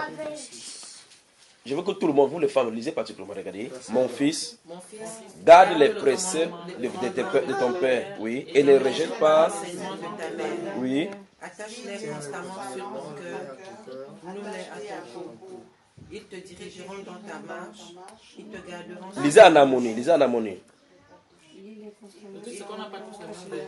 Ok, mais laissez-moi donc lire alors. Laissez-moi donc lire. Oui, verset 22, lis, d'accord, suivez attentivement. Ils te dirigeront dans ta marche, ils te garderont sur ta couche, ils te parleront à ton réveil. Car le précepte est une lampe et l'enseignement une lumière. Comme on a fait là maintenant, n'est-ce pas? Et les avertissements de la correction sont le chemin de la vie. Les avertissements de la correction sont le chemin. Ils te préserveront de qui? De la femme quoi? La femme? Mauvaise. Vous entendez? C'est les autres définitions. On a tourné on a sorti tous les adverbes et les synonymes qui correspondent. Immoral, mauvaise, corrompue. Prostituée, c'est bien ça mon frère. J'espère que tu ne les insultes pas seulement. C'est écrit là-bas, non? C'est écrit là-bas. Ok, oh, c'est voilà, c'est écrit. Prostituée, de la femme prostituée. On dit, écoutez, on dit que garde bien les enseignements bibliques, vous les garçons, pour que ça vous préserve de la femme. Donc ça veut dire que la Bible ne dit pas que tu regardes les femmes dans la rue, tu essaies de regarder pour voir, tu as le pouvoir pour résister. On dit que c'est l'enseignement qui va te garder de cela. Maintenant, après on va donc se tourner vers cette femme-là pour décrire comment elle est. Allons-y. Regardez bien, je vais lire. De la langue doucereuse de l'étrangère. Ne la convoite pas dans ton cœur pour sa beauté et ne te laisse pas séduire par... Je vais vous montrer vos paupières, vous les femmes. Montrez les paupières. Qu'est-ce que vous faites souvent? Vous faites souvent quoi là-bas? Voilà. Les phares. Vous mettez là, vous avez quelle marque de voiture? C'est pour ça qu'on vous appelle les sirènes. Vous savez, c'est les voitures qui ont les sirènes. Ça pétille. Pour éclairer, ça met les phares. Donc les sirènes avec les phares. N'est-ce pas?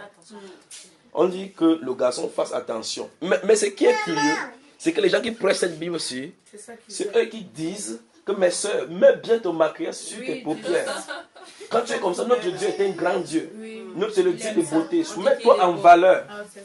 En valeur, tu es la bourse de Wall Street. Regardez ce qui est écrit. Il dit, ne la convoite pas dans ton cœur. Quand un prédicateur prêche comme ça, il a l'esprit de l'impudicité dans son cœur. Il désire voir cela. Regardez, ne la convoite pas dans ton cœur. Cet enfant va réussir à casser le verre là. Pour sa beauté et ne laisse pas séduire par ses paupières. Alors chapitre 7 rapidement, et on en finit là. Chapitre 7. Verset 4. Dis à la sagesse, tu es ma soeur, et appelle l'intelligence ton ami, pour qu'elle te préserve de la femme. Donc vous voyez que chaque fois, c'est l'enseignement qui préserve de la femme. Donc la femme, c'est une bombe atomique. Il continue en disant, de l'étranger qui emploie des paroles. Aha. Puis il donne un exemple des gens qui tombent dans ces pièges-ci. J'étais à la fenêtre de ma maison et j'ai regardé à travers mon treillis. J'ai aperçu parmi les stupides, j'ai remarqué parmi les jeunes gens un garçon dépourvu de sens. Quand il voit une femme comme ça, la femme, il dit que j'ai le bois. Il dit j'ai le moule. Puis il dit voilà qu'il en fabrique. Il passa dans la rue. Comment vous pouvez comprendre qu'un jeune homme quitte son pays, vient par exemple en France, il a 21 ans, il va épouser une maman de 71 ans. Quelque chose ne va pas avec lui. Continuons ici, je ne sais pas le moment, je vais vous retenir ici là longtemps. Et verset 8, il passait dans la rue, près de l'angle où se tenait une de ces étrangères prostituées, dans l'autre version. Et il se dirigeait lentement du côté de sa demeure. C'était au crépuscule pendant la soirée. Au milieu de la nuit et de l'obscurité, voici, il fut abordé par une femme. Maintenant, regardez très attentivement. Il fut abordé par une femme ayant... Dans l'autre version, on dit quoi? Habillé comme une... Je veux que vous souligniez cela pour qu'on en parle. Donc, vous allez à Bois de Boulogne, ou bien dans tous les autres carrefours que vous allez souvent là, vous trouvez des prostituées, vous vous regardez en tant que chrétien. Vous voyez, même si dernièrement que vous êtes prostituée. La qualité de ces personnes, elle dit Amen. Je suis sûr que Amen, là, je n'ai pas forcé.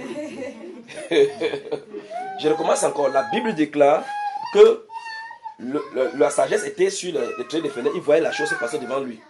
Il a remarqué que l'une des étrangères qui était là, elles avaient une façon de s'habiller. Et avec son habillement, on pouvait repérer quel style de métier elle fait. Et là, vous êtes chrétienne aujourd'hui. Vous vous habillez exactement comme le prostitué. Elle peut acheter des mèches. Vous vous asseyez côte à côte dans la maison de... Vous appelez là, vous faites cela. Pendant qu'on met ici, elle raconte des histoires, toi tu regardes. Après, tu dis que les prostituées, même maman, vous avez le cœur. Vous êtes ensemble dans le casque, vous faites les mêmes choses. Elle dit, mètre brésilien, c'est 300 000. Je dis, mec, maman, elle a acheté. Dans ton cœur, maman, elle a acheté ça cher. Pour moi, j'ai acheté à 250 000. Vous êtes identifié prostituée. Ce qui est différent, c'est que c'est prostituée un peu consciente. Que toi, tu es prostituée un peu consciente. Elle est seulement prostituée dans le crépuscule. Vous comprenez? Et c'est mieux comme ça. Elle appartient aux ténèbres. Elle joue son rôle dans le ténèbres. C'est toi qui es dans la lumière. Tu pars de temps en temps dans les ténèbres pour manger. Continue de se regarder. Il dit, ayant la mise d'une prostituée, la Bible dit, et il dit clairement, ce verset dit clairement, que la mise est fonction de la répercussion et la répercussion de son cœur. Écoutez très attentivement.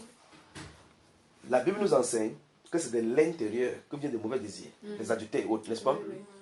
Donc quand tu manifestes l'adultère, ne pas chercher loin, ça se trouvait en toi, tu as seulement accompli. Alors la Bible nous enseigne que cette femme-ci, qui avait l'habillement de prostituée, elle avait la ruse dans le cœur. La ruse dans le cœur. Elle va dans le miroir. Donc ça commence pas dans le miroir. Elle va au marché. Quand elle va au marché, en marchant au marché comme ça. Allô? Allô? Elle est au marché. Elle va, là on vend les habits. Elle touche. Elle voit là où le ventre va montrer. C'est là qu'elle prend. Elle laisse là où ça va couvrir. Quel est le but pour elle de sélectionner? C'est que le ventre va être présenté dehors. Pour applaudir pour vous-même. Pour allumer. Les mini-jupes, c'est pour allumer. En fait, c'est exactement l'objectif que la créatrice des mini-jupes, on l'appelle Mary Kwan. C'est une anglaise. Lorsqu'elle a créé les mini-jupes pour la première fois, on l'a interrogé pourquoi vous avez été inspiré à faire cela. Elle dit qu'elle a dit traditionnellement, quand les femmes s'habillaient en se couvrant, les rapports sexuels n'étaient pas bien salés. Elle a fait ça pour que quand le mari rentre le soir, qu'il n'attend plus, que ce soit rapide, il peut le prendre à la cuisine, en l'air, partout. Les chrétiens sont dedans. C'est ce que Mary Kwan a dit dans l'interview. Donc, Mary Kwan est inspiré de Jézabel, inspire les choses de Jézabel, les chrétiens achètent. Après, il dit qu'il n'y a rien de mal à cela. C'est mal. Si vous avez un pasteur qui ne vous dit pas que c'est mal, sachez que c'est mal au nom du Seigneur Jésus-Christ de Nazareth. C'est mal. On avance ici. Et donc, je veux vous montrer que même si vous n'êtes pas au courant, si vous n'êtes pas conscient, en disant que non, moi je ne vais pas faire du mal à quelqu'un, la Bible déclare que le cœur de l'homme est torturé par de ce qui peut le connaître. Donc même toi, même ton propre cœur, tu ne connais pas. La rue se trouve dans ton cœur. C'est ce qui est sur toi qui montre clairement ce qui est à l'intérieur. Vous savez, n'est-ce pas? Donc ça veut dire que tu pars, le goût qui se trouve dans ton cœur, tu dis que donne-moi ceci. Tu mets la jupe. Quand la clé se baisse, tu fais comme ça. Tu baisses. Ou bien tu tends tes fesses plutôt au mur pour pouvoir te baisser. Et lorsqu'on s'assoit à l'assemblée comme ça, qu'est-ce que tu as fait, ma soeur? Pour couvrir quoi? Pourquoi? Conscient. Ah, mais appelez ça encore. Appelez ça.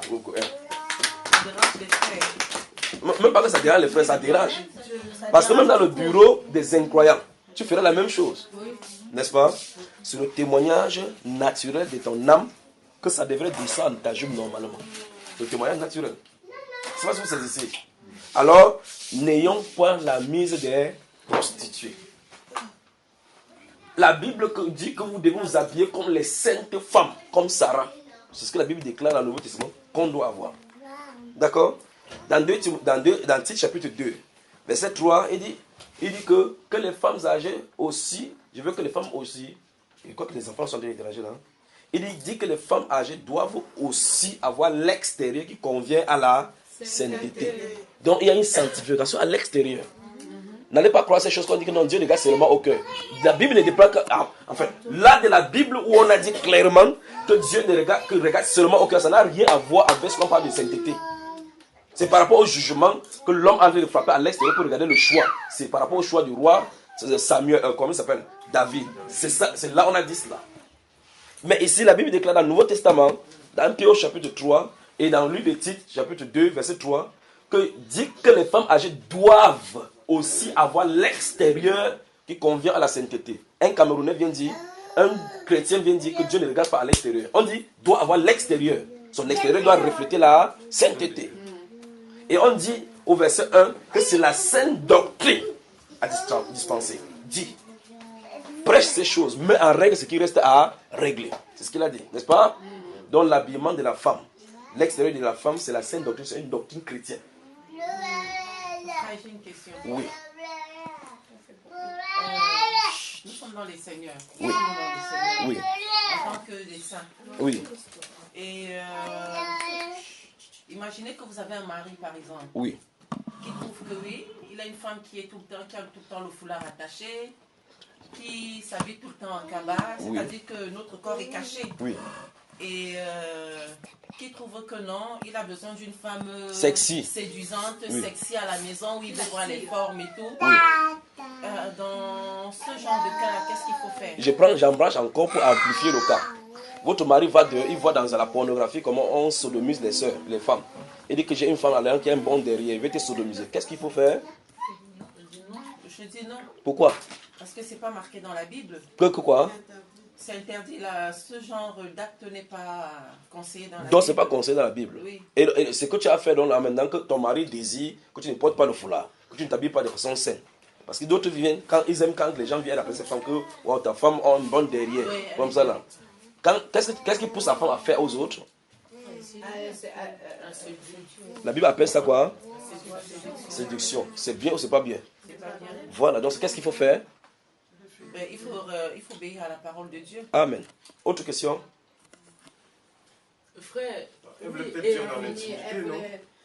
Oui, non, en fait, c'est en général, en fait. C'est pour ça que c'est le cas général. Parce que quand il te veut habiller comme ça, dans l'intimité, quand il va vouloir sortir par un parti avec toi, il veut que tu t'habilles sexy en comparaison avec ses fantasmes qu'il voit dehors. Oui. Oui, parce que certaines personnes, justement, par rapport à la sanctification extérieure, oui. Tu mises tout sur l'extérieur, tu as cette apparence pieuse, oui. Mais alors que dedans tu es un dragon. On doit faire les deux. Je crois qu'il y a deux choses différentes. Je ne suis pas allé dire que c'est les deux. La Bible parle que la femme doit aussi avoir avoir l'extérieur qui convient à la sainteté. La Bible déclare, les deux sont révélés dans la Bible. C'est pour ça que la Bible doit être prêchée et équilibrée. Dans 1 Pierre 3, la Bible déclare que ne vous parlez pas de cet extérieur, là, l'or et autres là, mais la parure intérieure est cachée. La pureté d'un esprit doux et paisible qui est d'un grand prix devant Dieu. Donc il y a le travail intérieur et le travail extérieur. D'accord mon cher? Voilà. Donc c'est les deux. Et enfin il y a des enseignements qui sont. Il y a certains chrétiens justement qui pointent les autres du doigt. Ah, regarde comment elle est habillée. Alors qu'elle, peut-être, elle a cette apparence pieuse-là. Mais dès que tu grattes un peu, tu vas voir, il y a la colère, il y a la jalousie, il y a le... Justement, c'est pour ça qu'il dit qu'il faut traiter tous ces cas-là. Et celui qui est à l'intérieur, et celui qui est à l'extérieur, on doit travailler. Et souvenez-vous, c'est la voie de la sanctification. Et Jésus dit donc, recherchez donc cette sanctification à laquelle personne ne verra Dieu. Donc, au sortir d'ici, écoutez très attentivement. Vos tirages spéciaux avec les crayons à tous les couleurs, comme si vous êtes devenus des enfants déjà à la maternelle. Les choses que vous peignez vos ongles, vous peignez un ongle rouge, l'autre vert, vous mettez le point dans l'autre. Tous ces événements-là. Quand vous allez à la maison aujourd'hui, au nom de Jésus, écoutez cette voix-ci. Écoutez cette voix. Vous devez vous en débarrasser. Sinon, vous avez les suppôts du diable chez vous. De la sorcellerie. Vous êtes une marabout dans le corps de Christ. Et autre chose, frère. Non, justement, laisse-moi pas parler, il faut que ça pénètre. Regardez d'abord. Vous me saisissez, voilà. Vous allez quelque part. Vous voyez, un femme comme ça, qui fait ça comme ça, ya. Et puis vous voyez les ongles, elle dit que donne-moi vos ongles. Ça ne vous sonne pas mal là. Quand tu vas dire, oui, vous voulez comme madame, je vais acheter les faux ongles. Quelque chose ne va vraiment pas avec l'humanité. Donc il a le vrai. C'est parce qu'il s'ils enlèvent ça, ça va leur faire mal. C'est parce que ces années, ça va faire mal. Quand ils collent ça seulement dessus. Quand ils collent, fait comme ça là. Pourquoi? Parce qu'elles ont laissé la Bible passer le temps dans les magasins de mode. Ça les a injectés. Au cas où ça arrive au niveau du nez, elle va dire, je ne vois pas de mal à cela. Le mal, ce n'est pas toi qui discerne le mal, ni lui donne le standard. C'est la Bible qui dit, ayant la mise d'une prostituée. La mise. Donc quand on voit ta mise, tu es une prostituée, tu as la ruse dans le cœur. Parce que tu as accumulé ces choses dans les objets de séduction pour un but précis. Pourquoi quand on te voit, oui, vous voulez poser? Oui. Vous entendez là-bas? Oui, attendez doucement, faites les enfants, ne bavardez pas.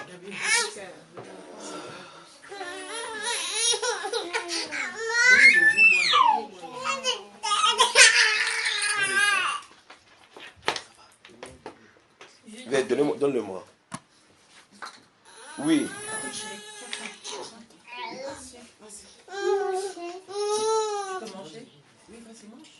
Je disais que la Bible dit aussi que tout ce que Dieu fait est bon. Tout ce que Dieu a fait est bon. Voilà, oui. Tout ce que Dieu a fait est bon. Oui. Mais c'est l'excès qui nuit. Oui, continuons comme ça. Enfin, moi je voulais savoir si quelqu'un peut garder Bon, non, oui. ou alors peut avoir une coiffure. Attends, ma soeur, tu as bien commencé par la Bible. Tout ce que Dieu a fait est bon. Commençons à répondre aux questions. Dieu a-t-il fait les vernis? Dieu a-t-il fait les vernis? Mais celui qui a fait toutes choses, non? Donc Satan, comme Dieu, Satan est bon alors. Tout ce que Dieu a fait est bon. Satan est bon? Non.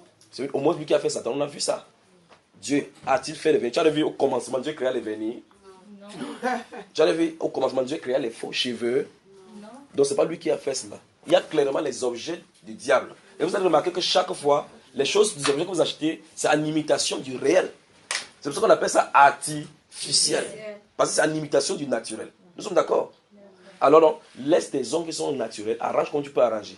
Laisse tes cheveux comme c'est naturel, arrange comme tu peux arranger. N'en modifie pas, d'accord? N'ajoute pas, plus grave encore, n'ajoute pas la gloire de Satan sur la gloire que Dieu t'a donnée. Votre lieu de gloire, c'est votre cheveu. Prenez-en soin. Donc il est interdit pour toi de couper les cheveux. Grave encore, si vous vous soumettez au diable en acceptant le faux que vous mettez sur vous. Vous voyez que ça vous dérange. Vous sortez, vous savez que ça va sentir. Vous faites c'est ça. Après vous tapez comme ça. L'eau ça gratte. Après vous venez comme ça. Tu viens ton copain tu sens bon. Si vous pouvez savoir le vrai sentiment de ça. Quand ça gratte, vous tapez comme ça. Que j'ai les pellicules dedans. Donc il y a même les appareils photo dedans là-bas. Vous voyez cela? Traitez vos cheveux de façon naturelle. Allons dans le livre d'Ecclésiaste. Que Dieu vous bénisse, que Dieu vous bénisse. Ma voix va finir ici en France avant qu'on arrive en Allemagne là. Mais de toute façon, je vous aime. Amen. Voilà. Ecclésiaste. Après, avant le livre d'Ésaïe. Je crois que vraiment, il faut qu'il finisse ici. Vous qui devez voyager pour loin, ceux qui devez rentrer en Italie, suivez l'heure là-bas, ceux qui rentrent en Allemagne. J'ai dit quoi? Ecclésiaste. Le livre d'Ecclésiaste. Chapitre 7. Ecclésiaste chapitre 7.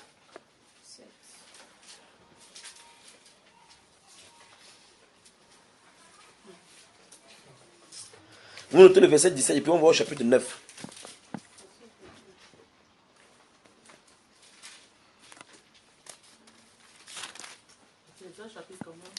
Bon, prenons. Non, il n'y a pas de chapitre 17 d'Ecclésiaste. Il dit chapitre 7.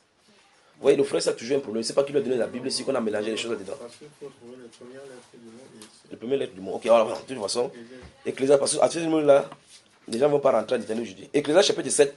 Je veux que vous surveillez, comme vous avez beaucoup de versions, ça sera vraiment amusant. Je veux qu'on lise le verset 27 jusqu'au verset 29. Qui va lire d'abord dans sa version? Qui a une version différente? Non, tu as la même version que moi. Ah, ok. Il n'est pas encore trouvé. La sœur. Comment? Bon, je vais lire, d'accord. Le frère, tu peux lire là. Nul n'est fatigué, nul ne. Non. Chapitre 7, verset 27. Voici dit. Non, on va lire doucement. C'est quelle version là-bas? Ok, lisons donc là-bas. Voici dit l'Ecclésiaste, ce que j'ai trouvé en cherchant la raison de toutes choses, l'une après l'autre. Oui. C'est que jusqu'à présent, mon âme a cherché, mais que je n'ai point trouvé. C'est que j'ai bien trouvé un homme entre mille, mais pas une femme entre elles toutes. Alors, maintenant, mais je vous dis. Pas une femme entre elles toutes. Je veux que vous posez la question. Dieu leur donne la sagesse qui fait l'examen sur les choses de la nature. Il dit dans sa recherche, il est allé un à un. Donc une chose après une autre. Une chose après une autre. Il a dit que quand il est arrivé au niveau des hommes, avec un homme, avec un groupe d'hommes de 1000, il a quand même parvenu à trouver ce qu'on appelle voici un homme. Mais parmi toutes les femmes, il n'en a pas trouvé. Ça devait vous pousser à réfléchir. Que lorsqu'il faisait la recherche, qu'est-ce qu'il cherchait dans les femmes? Vous devez répondre à cette question-ci. Comment il n'a pas pu trouver? Ou mieux encore, vous poser la question. Si j'avais été à l'époque de Salomon, est-ce qu'il pouvait arriver sur moi et dire que, ah, là voici? Vous devez réfléchir vraiment. Vous êtes en danger, vous les femmes. Vous êtes en danger. Il n'y a pas l'homme prostitué dans la Bible, c'est la femme prostituée. Il n'y a pas l'homme vierge en dehors de ces 144 000. C'est la femme qui doit être vierge. Ça vous fait quoi là maintenant? On ne déshonore pas l'homme dans la brousse pour sa virginité, c'est vous. C'est parce que c'est ici. Alors je pose la question, si Salomon vous avez rencontré en son époque, pendant qu'il fait la recherche sur les femmes une à une, est-ce qu'en arrivant sur vous, il devait dire ouf, moi j'ai trouvé une? Répondez honnêtement. N'est-ce pas, il devait trouver l'Ecclésiaste, il dit que c'est même toi qui avais vu à la fenêtre la dernière fois que C'est pas ça, frère. Attends, oubliez, c'est pas vrai. Quand vous emballez le derrière comme le saucisson, vous tournez derrière comme ça, vous tournez derrière comme ça là. C'est pas ça que Salomon a vu à la fenêtre là-bas. On dit que tantôt dans les rues, tantôt dans les places, dans un marché comme ça pour tourner, pour qu'on puisse voir. C'est pas le défilé du monde. Alors, j'ai posé la question. Réfléchissez, si Salomon, vous avez été à son époque, bien Dieu vient maintenant. Il dit, mettez-vous de femme, c'est j'examine pour voir la femme. Est-ce qu'il va vous désigner comme la femme selon le cœur de Dieu? Posez-vous la question. Maintenant, regardez ici. Avançons, voyons ce qu'il va dire. C'est toi qui vas lire. Avançons. À haute voix, ma soeur. Seulement, voici ce que j'ai trouvé. C'est que Dieu a créé l'homme juste, mais ils ont cherché beaucoup d'inventions. Voilà. C'est mieux qu'on a écrit invention là-bas. Dieu a créé ce truc. Je veux dire, il a dit que non, il faut qu'il crée notre invention. Comment Dieu peut me faire que mes cheveux soient seulement noirs? Il faut qu'il multiplie. Quand je vais sortir en bleu, je mets le bleu en haut. Je vais sortir le sac ici, puis la chaussure noire pour casser les couleurs. Vous voyez, beaucoup de détours, les voies détournées. Lis le verset 26 dans cette même version, verset 26 en haut. Voilà. Et j'ai trouvé plus amer que la mort, la femme dont le cœur est un piège et un filet. Stop. Dans sa recherche, voilà la conclusion il a dit. Il a dit là-bas que faites attention avec cette femme. Vous ne trouvez pas les enseignements. On ne vous enseigne pas bien, vous tomberez avec la... Enfin, il va dire ça là maintenant. Il dit qu'il a trouvé plus amer que la mort, la femme qui s'habille en prostituée. Parce qu'il a dit que celle qui est brillée comme ça, elle a un ruse dans le cœur. Parce que sa ruse, c'est quoi? Elle prend les mini-jupes pour qu'on voit bien ses cuisses. Pourquoi quand le gars va voir, il ne doit pas résister. Il prend les soutiens, ses seins sont grosses. Il a déjà le petit pour que ça tombe ici comme le couscous. Quand il fait ouvert, boum, boum, boum, tu bouges. Le patron faisait bouger les yeux, il ne va même pas voir. Alors, qu'est-ce qu'elle a fait? Elle a fait bien son filet. Après, elle a dit à camarade que le mougou est tombé. N'est-ce pas, mes soeurs? Alors, la Bible dit, quand il a fait la recherche, il a fait cet examen-là, il a trouvé que c'est mieux la mort qu'une femme qui s'habille en prostituée. Donc, si vous mettez la mort comme ça, la mort vient que Salomon, il va te chercher. Une femme, il dit Salomon! Salomon! Il dit, monsieur la mort, viens vite. C'est ce qu'il a dit là, n'est-ce pas, frère? Continuons encore, finir le verset. Et dont les mains sont des liens. Oui. Celui qui est agréable à Dieu lui échappera, mais le pécheur sera pris par elle. Pourquoi? Parce qu'il vient présenter les convoitises du pécheur. C'est pour ça que le pécheur peut apprécier ce style d'habillement. C'est pour ça que le pécheur dit, mais tu es vraiment une bombe. Hein. Quand une bombe explose, c'est pour faire la vie ou vous tuer. Même l'expression de l'exclamation montre que tu es d'une beauté d'enfer. D'une beauté d'enfer. Donc, ce genre de beauté, c'est pour amener en enfer. Leur témoignage, même leur langue dit, c'est que cet habillement. On dit que c'est une bombe latino. Donc, c'est déjà des bombes qui sortent du côté des latines. C'est pas ce que vous dites ici. Baissez la tête, prions.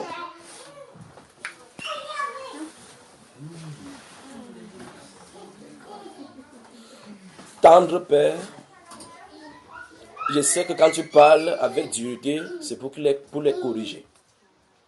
Seigneur, ici en France, ils peuvent avoir n'importe quelle superstition du froid. Mais ta parole ne peut pas changer parce que tu as même écrit cela dans le froid. Je te remercie, Père de gloire, parce que tu as dit que tu es un Dieu qui ne change pas. Et ta parole sera, ô Dieu de gloire, le juge égalité pour tout le monde. Et tu as permis qu'ils entendent cette voix au travers duquel tu passes pour marteler ces choses-là dans leur esprit. Je prie, Père, particulièrement pour ces femmes qui utilisent des artifices, qu'elles puissent s'en débarrasser au nom de Jésus-Christ de Nazareth. Amen. Que la mèche avec les asticots, ô Dieu de gloire, puisse sortir de l'être, qu'elle soit en soi libre. Je prie, Dieu de gloire, que toute personne, chaque fois qu'on va regarder dans leur miroir, en voyant leurs lèvres rouges, alors que tu n'as pas donné les lèvres rouges, qu'elle sache que c'est les rouges d'une prostituée, de la séduction. J'ai pris au Dieu de gloire que si, au Dieu de gloire, elle s'avance pour mettre des fausses, puisses tu percer les yeux pour qu'ils puissent maintenant méditer ta parole dans leur cœur.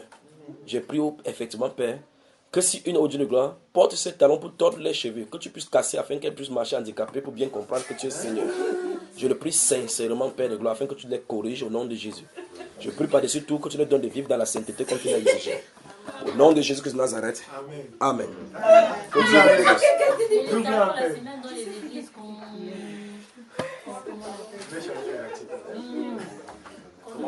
Mais en fait, frère, il y a un truc en fait que je voulais rajouter. Oui.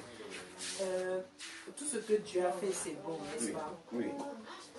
Mais Dieu ne peut pas faire quelque chose en fait pour nous faire du mal. Oui.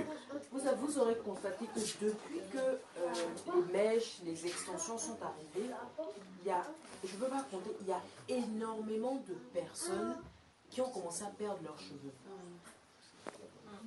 Donc si vraiment les extensions ou les mèches et tout étaient si bons, étaient si agréables en fait à nos cheveux, pourquoi ça nous casse les cheveux?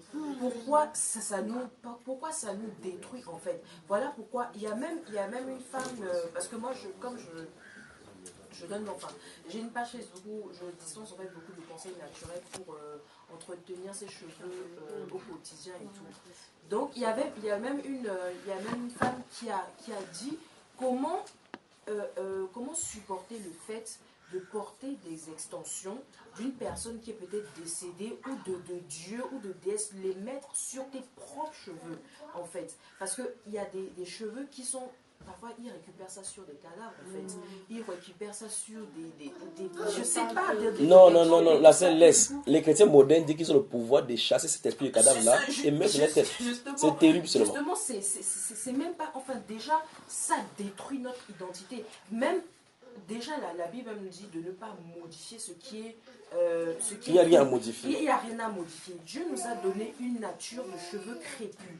C'est parce qu'il savait que nous avons les plus beaux cheveux de cette population. Mais nous sommes tellement habitués au défrisage que même les chrétiens trouvent ça normal de se défriser. Ce n'est pas normal de se défriser. Parce que le Seigneur nous a donné des cheveux crépus. Pourquoi? Parce qu'il savait qu'on peut je dis bien tout faire avec les cheveux crépus. Si vous voyez les stress, les coiffures qu'on peut faire avec un cheveu crépus, vous allez tomber. Même si vous ne voulez pas forcément, vous voulez avoir des cheveux lisses, mais il y a plusieurs techniques pour pouvoir rendre justement ces cheveux lisses. Tout est une question de prendre soin. Une fois qu'on apprend à prendre soin de ses cheveux, à prendre soin de son corps, tout devient plus facile et on oublie même tout ce qui est extension ou ça. Et aussi, je vais dire, parce qu'il y a beaucoup de gens qui ont dit, ouais, les cheveux crépus, ça pousse pas. Non, c'est parce que vous ne savez pas, il y a des personnes qui ne savent pas s'en occuper tout simplement. Sinon, le cheveu crépus, il pousse très bien comme les cheveux des blancs et tout ça. Et nous avons les plus beaux cheveux du monde. Il suffit juste de s'informer, d'avoir les bons produits, d'avoir les bonnes techniques. Et puis, le problème est réglé. On n'aura plus de problème. Conseil de spécialistes. Contactez-la sur Facebook au niveau... Non, c'est ma page Facebook en fait. Bon, ça veut dire qu'on parle ma page Facebook, ça va sortir ta page. C'est ça? Non, le nom de ta page Facebook c'est Nuage de délices. Nuage de délices. Il fallait que ça soit par révélation. Ça fait peut-être quelques mois que moi je commençais déjà à réfléchir. Bon, c'est vrai que j'avais commencé. Non, toi, Maman Nyangata, avant que tu poses la question. Tu as dépensé combien pour tes cheveux là, maman? Non, papa, arrête mon frère, attends, je explique. Avant, c'est vrai, moi je disais un Brésilien, c'est trop bien, ça coûtait extrêmement cher. Après, quand j'ai entendu parler des esprits, des machins, de tout ça, sur les cheveux brésiliens. Tu as quitté brésilien, non? J'ai quitté brésilien pour synthétique alternative. Mais depuis un certain temps, depuis maintenant, c'était depuis quelques mois, maintenant j'étais entre, je laisse mes cheveux comme ça, j'ai laissé pendant un bon bout, après j'ai replongé encore dans synthétique. Il y a peut-être quelques jours seulement. Après, maintenant, moi j'ai fait un songe, je vois les cheveux des femmes qui avaient des cheveux naturels. C'était trop beau.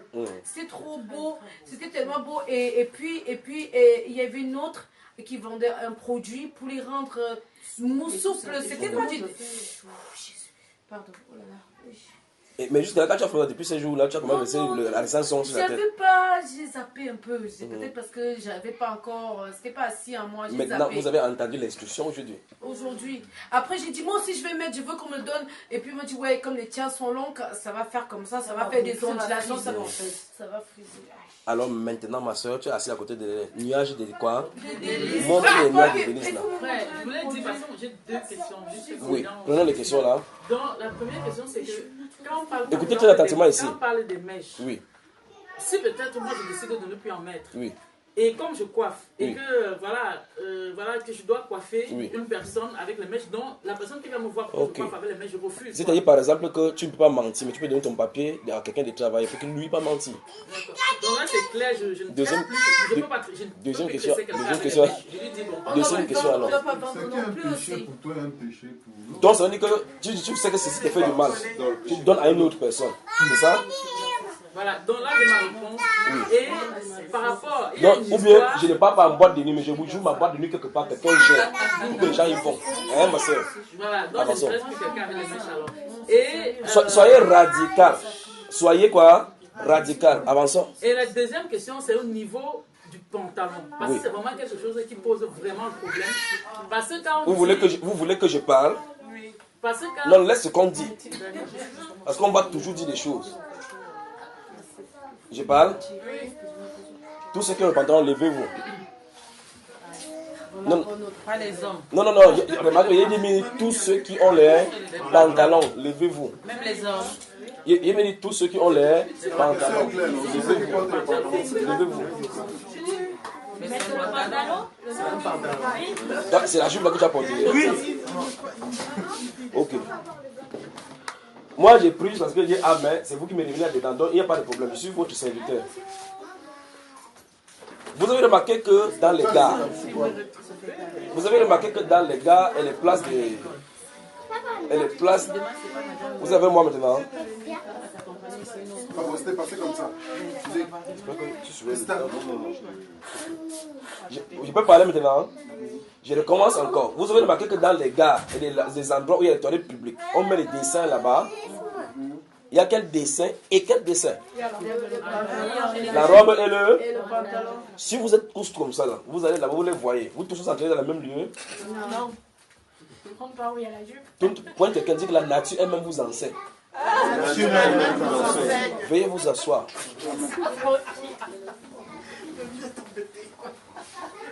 Il y a des choses évidentes que vous devez savoir. Parce que si vous allez dans la Bible, vous me dites effectivement qu'il n'y a pas de pantalon, ce n'est nulle part mentionné pantalon, il n'y a aussi nulle part mentionné cigarette. Laissez quelqu'un fumer. Vous avez vu cela, n'est-ce pas? C'est là où on s'en trouve. C'est que dès le départ, vous allez regarder l'origine de toutes choses. Vous n'avez pas le droit de dire qu'il faut seulement que ça soit ample sur vous. Dieu n'a pas dit ça. Si Dieu a dit qu'il y a le vêtement d'homme, il y a le vêtement d'homme. Vous devez les identifier. Dieu n'a pas laissé les gens dans l'aveuglement. Dieu n'a pas laissé les gens dans l'aveuglement. Mais si vous pouvez vous faire le compromis, parce que vous allez payer des blancs, il ne faut pas blesser quelqu'un, je vais blesser. Le sang sort, on envoie le Saint-Esprit là-bas. Le pantalon, ce n'est pas pour la femme. C'est fait pour l'homme.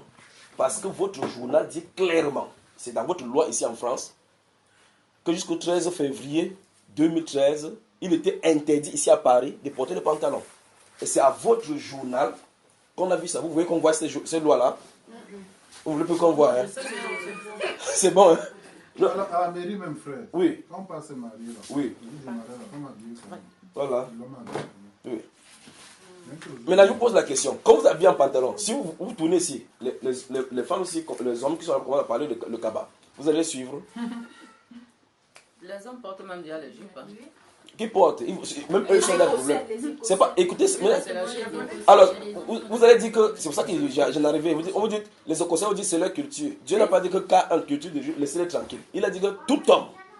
Il a dit tout homme qui porte ces choses-là est en abomination à l'Éternel. Maintenant, je veux que vous compreniez d'abord une chose. Et je vais le dire de façon claire pour que ça soit bien précis. Si vous étudiez la Bible, c'est pour ça qu'il faut étudier la Bible. Pas lire en cherchant l'interprétation qui va vous sembler. Prenez la position de Dieu. Si ça vous dérange, allez devant le Seigneur pour lui demander. Demandez-lui. Ne prenez pas position d'un prédicateur. Si le prédicateur échoue, vous échouez avec lui. Prenez la position que ce sera Dieu qui va vous juger et vous allez vous en sortir. La Bible dit, mais pour les lâches, les incrédules, les abominables, leur part sera dans l'état ardent de feu. Vous avez entendu les abominables? Leur part sera où? Qu'est-ce qu'un abominable? Et vous me répondez, un abominable c'est quoi? Quelqu'un qui... Parlez-vous ma soeur. Quelqu'un qui... Qu'est-ce qu'un adorateur? Quelqu'un qui... Qu'est-ce qu'un directeur? Qu'est-ce qu'un abominable? Tout homme ou toute femme qui t'habille avec nos vêtements contraires est en abomination à l'Éternel. Donc le pantalon conduit en enfer. C'est la Bible. Et le collant. Non, je parlais. Non, restons d'abord sur le pantalon. Laissez-moi parler d'abord du pantalon, parce que ça soit assimilé. Alors, vous voulez les habiller de la bonne manière, lisez comme ça. Parce que la Bible déclare que, tout à l'heure, on a lu là, dans une autre partie là-bas, l'Apocalypse chapitre 21, verset 27, que nul impur n'y entrera. Il n'entrera point de souiller. Vous devez poser la question, c'est quoi souiller? 1, 2. Et puis il dit que ni personne, ni ces personnes qui se livrent à l'abomination et au mensonge. Donc vous dites que j'ai seulement menti un peu. Dieu dit que tu n'entreras pas. Il n'a pas dit que ni les gens qui font le grand mensonge. Il a dit que ni personne qui se livre au mensonge, n'est-ce pas? Donc ne dites pas que non, seulement pour ce cas-ci, ce petit erreur, j'ai seulement menti pour le sauver. Tu es devenu Jésus. C'est Jésus qui est le sauveur, n'est-ce pas? Alors, il n'y a point de mensonge qui vient là-dedans. Maintenant, pour vous faire vraiment lire la Bible de la bonne façon, vous allez lire votre Bible, il a dit, l'homme ne doit pas coucher avec un homme comme on couche avec une femme. C'est une abomination. Donc il se trouve dans le cas là, dans l'Apocalypse chapitre 21, verset 8, où il est dit, et les abominables. Donc les abominables, c'est ceux qui connaissent les abominations. Maintenant, c'est quoi les abominations? Vous allez dans l'Ancien Testament, vous les listez totalement tout ce que Dieu a sanctionné par abomination. Il y a 6 choses que hait l'Éternel, et même 7 dont il a l'abomination. Les yeux hautains. Tu commets ça, c'est l'enfer. Les pieds qui courent au mal. Le feu témoin qui dit des mensonges. Et celui qui répand les calomnies. Ce sont des abominations. Donc si tu répands les calomnies, tu es exactement pour Dieu comme un homosexuel. Tu portes les pantalons, tu regardes les lesbiennes, tu dis que maman, tu es là-dedans. Yes. C'est la Bible. Je n'ai pas cité pantalon nulle part. N'est-ce pas? Mais c'est écrit comme il ne s'est pas cité cigarette nulle part. C'est là-bas. Le souci, c'est que c'est des fautes comme ça qui engendrent plusieurs autres fautes. Parce que l'homme qui sort, il part travailler, qui te ramène cet argent. Et que tu prends la sueur de ce fonds-là. Oui. Pour aller acheter les mèches. Donc c'est l'autre faute qui continue comme ça. C'est chaud. Pour aller séduire, porter comme ça, pour acheter les pantalons. Après se lever les fesses comme ça, tourner pour faire tomber les fils de Dieu. Le plus grave, c'est qu'il y a des fils d'Akab qui disent que porte ça quand tu portes, j'aime te voir comme ça. Donc il a quelque chose qui satisfait. Mais on peut porter ça en présence de son mari. Enfin, Dieu a dit que c'est interdit d'emporter. Il n'a pas dit K1 quand tu es en foyer. C'est ça le problème. Quand il a dit que vous attachez vos foulards, il n'a pas dit K1 si tu as de prier dans le casque, laisse. Il a dit que tu ne dois pas prier. Si tu es dans le casque, tu veux prier, mets le truc là-bas, si tu peux mettre, tu pries. Tu ne veux pas sortir du casque, mais tu pries. C'est sa Bible. Il n'y a pas un moment où il nous a permis de pécher, un moment où il nous a permis de pécher, et un moment où on a dit que la Bible dit que nous devons être sans tache, ni ride, ni rien de semblable, mais saints et irréprochables, donc rien ne doit être reproché. Quelqu'un marche devant de toi, il ne va même pas rester les yeux. Son femme parle à côté, il n'entend plus, parce que quoi? Il dit maman, la façon que ça balance là. Et Jésus dit dans Matthieu chapitre 5, verset 28, que tout homme qui regarde une femme pour commettre l'adultère avec elle dans son cœur, il a déjà commis l'adultère avec elle. Donc tu penses ça, 1 adultère, 2, 3 en avançant, 4 en avançant, 5 en avançant. Après tu sors, tu dis, oh Jésus, bon, comment tu vas m'assurer? Non, Jésus règne. Il règne là-dedans? Non. Vous me suivez? Donc, non, attends ma soeur. Juste à ce qu'il donne parole. Tout à l'heure, il avait parlé de vernis. Il parlait de rouge à lèvres. Quand vous allez enlever, pliez vos jeans, pleurez vos jeans et votre argent. Débarrassez-vous-en. On avance. Avant que je pose la question, il passe au boucle d'oreilles maintenant. Oui, comment? C'est mieux qu'on finisse. Une fois qu'il commence, je ne finis pas. Avez-vous vu? Prenez votre Bible. Prenez votre Bible, on va voir. Je veux que vous, les biblistes, vous me prouvez par cette Bible-ci que les boucles d'oreilles sont pour les femmes. Là, allons-y. Je veux que vous me prouvez dans la Bible que les boucles d'oreilles sont pour les femmes. Vous pouvez trouver dans les cantiques des... Les bijoux font quoi? Les boucles, les chaînes au pied. Donc, quand vous avez lu cantique, vous... Elle a Sunamite. Sunamite. Elle est belle. Elle a les cœurs, elle est ceci, elle a des pharaons. Donc Jérusalem là-bas porte des boucles alors. Exode. On va lire Exode seulement et puis je vais revenir. Si on avait encore des temps d'enseignement, vous pouvez venir demain, vous allez me dire que... on avance. Donc tu savais ça, tu continues à être esclave. Est-ce que pour exemple, je pensais que c'était les esclaves gentils? Ah non, ils sont esclaves. Et c'était pas, les femmes n'étaient pas concernées, je savais pas. Ok. Non, tu vas pas encore, ça te concerne. Exode chapitre 32. C'est seulement ça que je vais lire. Exode. 32, vous avez déjà ouvert. Même Exode, tu te cherches au milieu, mon cher. Ça peut se trouver là-bas. Enfin, il a ouvert le Bible comme ça, sa tête, sa pensée était ailleurs. Il faisait comme ça, il a été voyager là-bas. On l'a prêché, on a au Carrefour, on est revenu ici avec nous. Exode chapitre 32, il va la partie verset 1 avant de terminer là. Le peuple, voyant que Moïse tardait à descendre de la montagne, nous sommes au chapitre 32. Et dans la Testament, Dieu a même demandé, si vous lisez au chapitre 19, Dieu a dit à Moïse que descend et sanctifie le peuple. Il va me présenter le troisième jour. Et à verset chapitre 20, il va donner les commandements. Et remarquez tout de même que, laissez-moi lire d'abord. S'assemblant autour d'Aaron et lui dit, allons, faisons-nous un Dieu. Vous voyez les choses que les gens sortent de leur bouche. Faisons-nous un Dieu. Donne-moi de faux cheveux. Donne-moi aussi de faux ongles. Donne-moi le faux cils. Pour qu'il va regarder quelqu'un, il va voir que je suis une blonde. Au peau noire. Fais-nous un Dieu qui marche devant nous. Vous lisez comme ça, vous accusez les Juifs. Vous faites les mêmes choses aujourd'hui. Il y a quelque chose qui a de déranger là-bas, c'est quoi? Quelque chose de parler là-bas. Alors la Bible déclare, alors faisons-nous un Dieu qui marche devant nous, car ce Moïse, cet homme, il est devenu cet homme, qui nous a fait sortir du pays d'Égypte, nous savons ce qu'il est devenu. Alors, Aaron leur dit, ôtez les anneaux d'or qui sont aux oreilles de vos de vos Fils. Entourez femmes, et puis vous entourez ce qui est devant. De vos et de vos filles, et apportez-les-moi. Et tous ôtaient les anneaux d'oreilles qui étaient, des anneaux d'or qui étaient à leurs oreilles, et il les apportait à Aaron. Il les reçut de leurs mains, jeta l'or dans un moule, et il fit un veau en fond, et il leur dit, Israël, voici ton Dieu. Voici les paroles, vous voyez, je me mets dans une chambre, je lis, je dépose la Bible, je pleure. Je ne comprends pas comment un être humain qui a entendu le témoignage vivant, eu des voix, des oracles, puisse commettre de telles choses. Voici ton Dieu. Maintenant, je vais d'abord rester tranquille pour l'autre cas, là, ce n'est pas le moment. Mais examinons quelque chose qui est dit.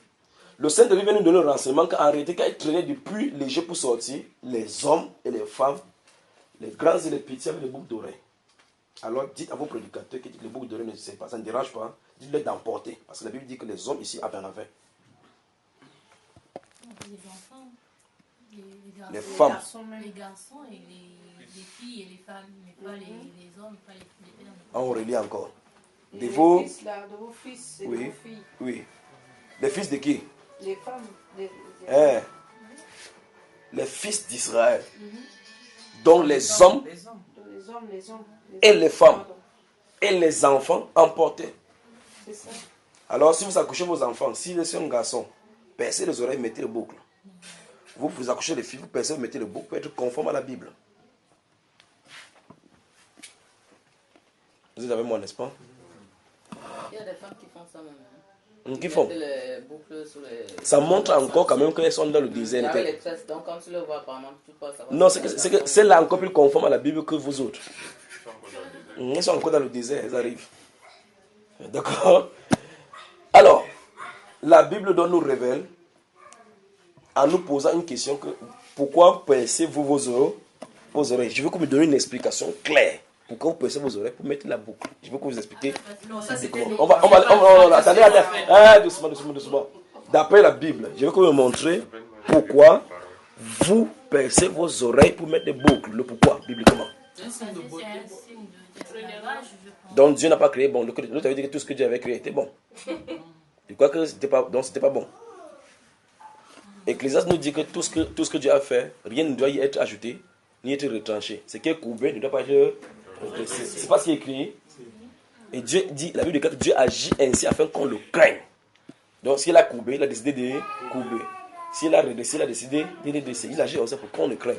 Je veux que vous me donniez donc trouver vraiment une définition biblique, le pourquoi biblique pour lequel vous percez vos oreilles. Et on va voir d'où vous êtes allé chercher cela. Non, il n'y a pas de pourquoi biblique, ce sont des habitudes païennes qu'on a déjà en train de faire. Bon, toi-même tu as percé les oreilles de ta fille quand elle était... Tu poses sur les oreilles de ta fille quand elle était bébé. Oui, on t'a fait ça, tu fais ça. Voilà. Regarde, elle suit. Quand est-ce que ça va s'arrêter alors? Ça s'arrête lorsqu'on connaît la vérité. Vous reconnaissez aujourd'hui? Que Dieu vous bénisse. Et les enfants qui portent le pantalon, par exemple, pour le sport à l'école qu'on exige. Il n'y a pas le cas de sport aussi.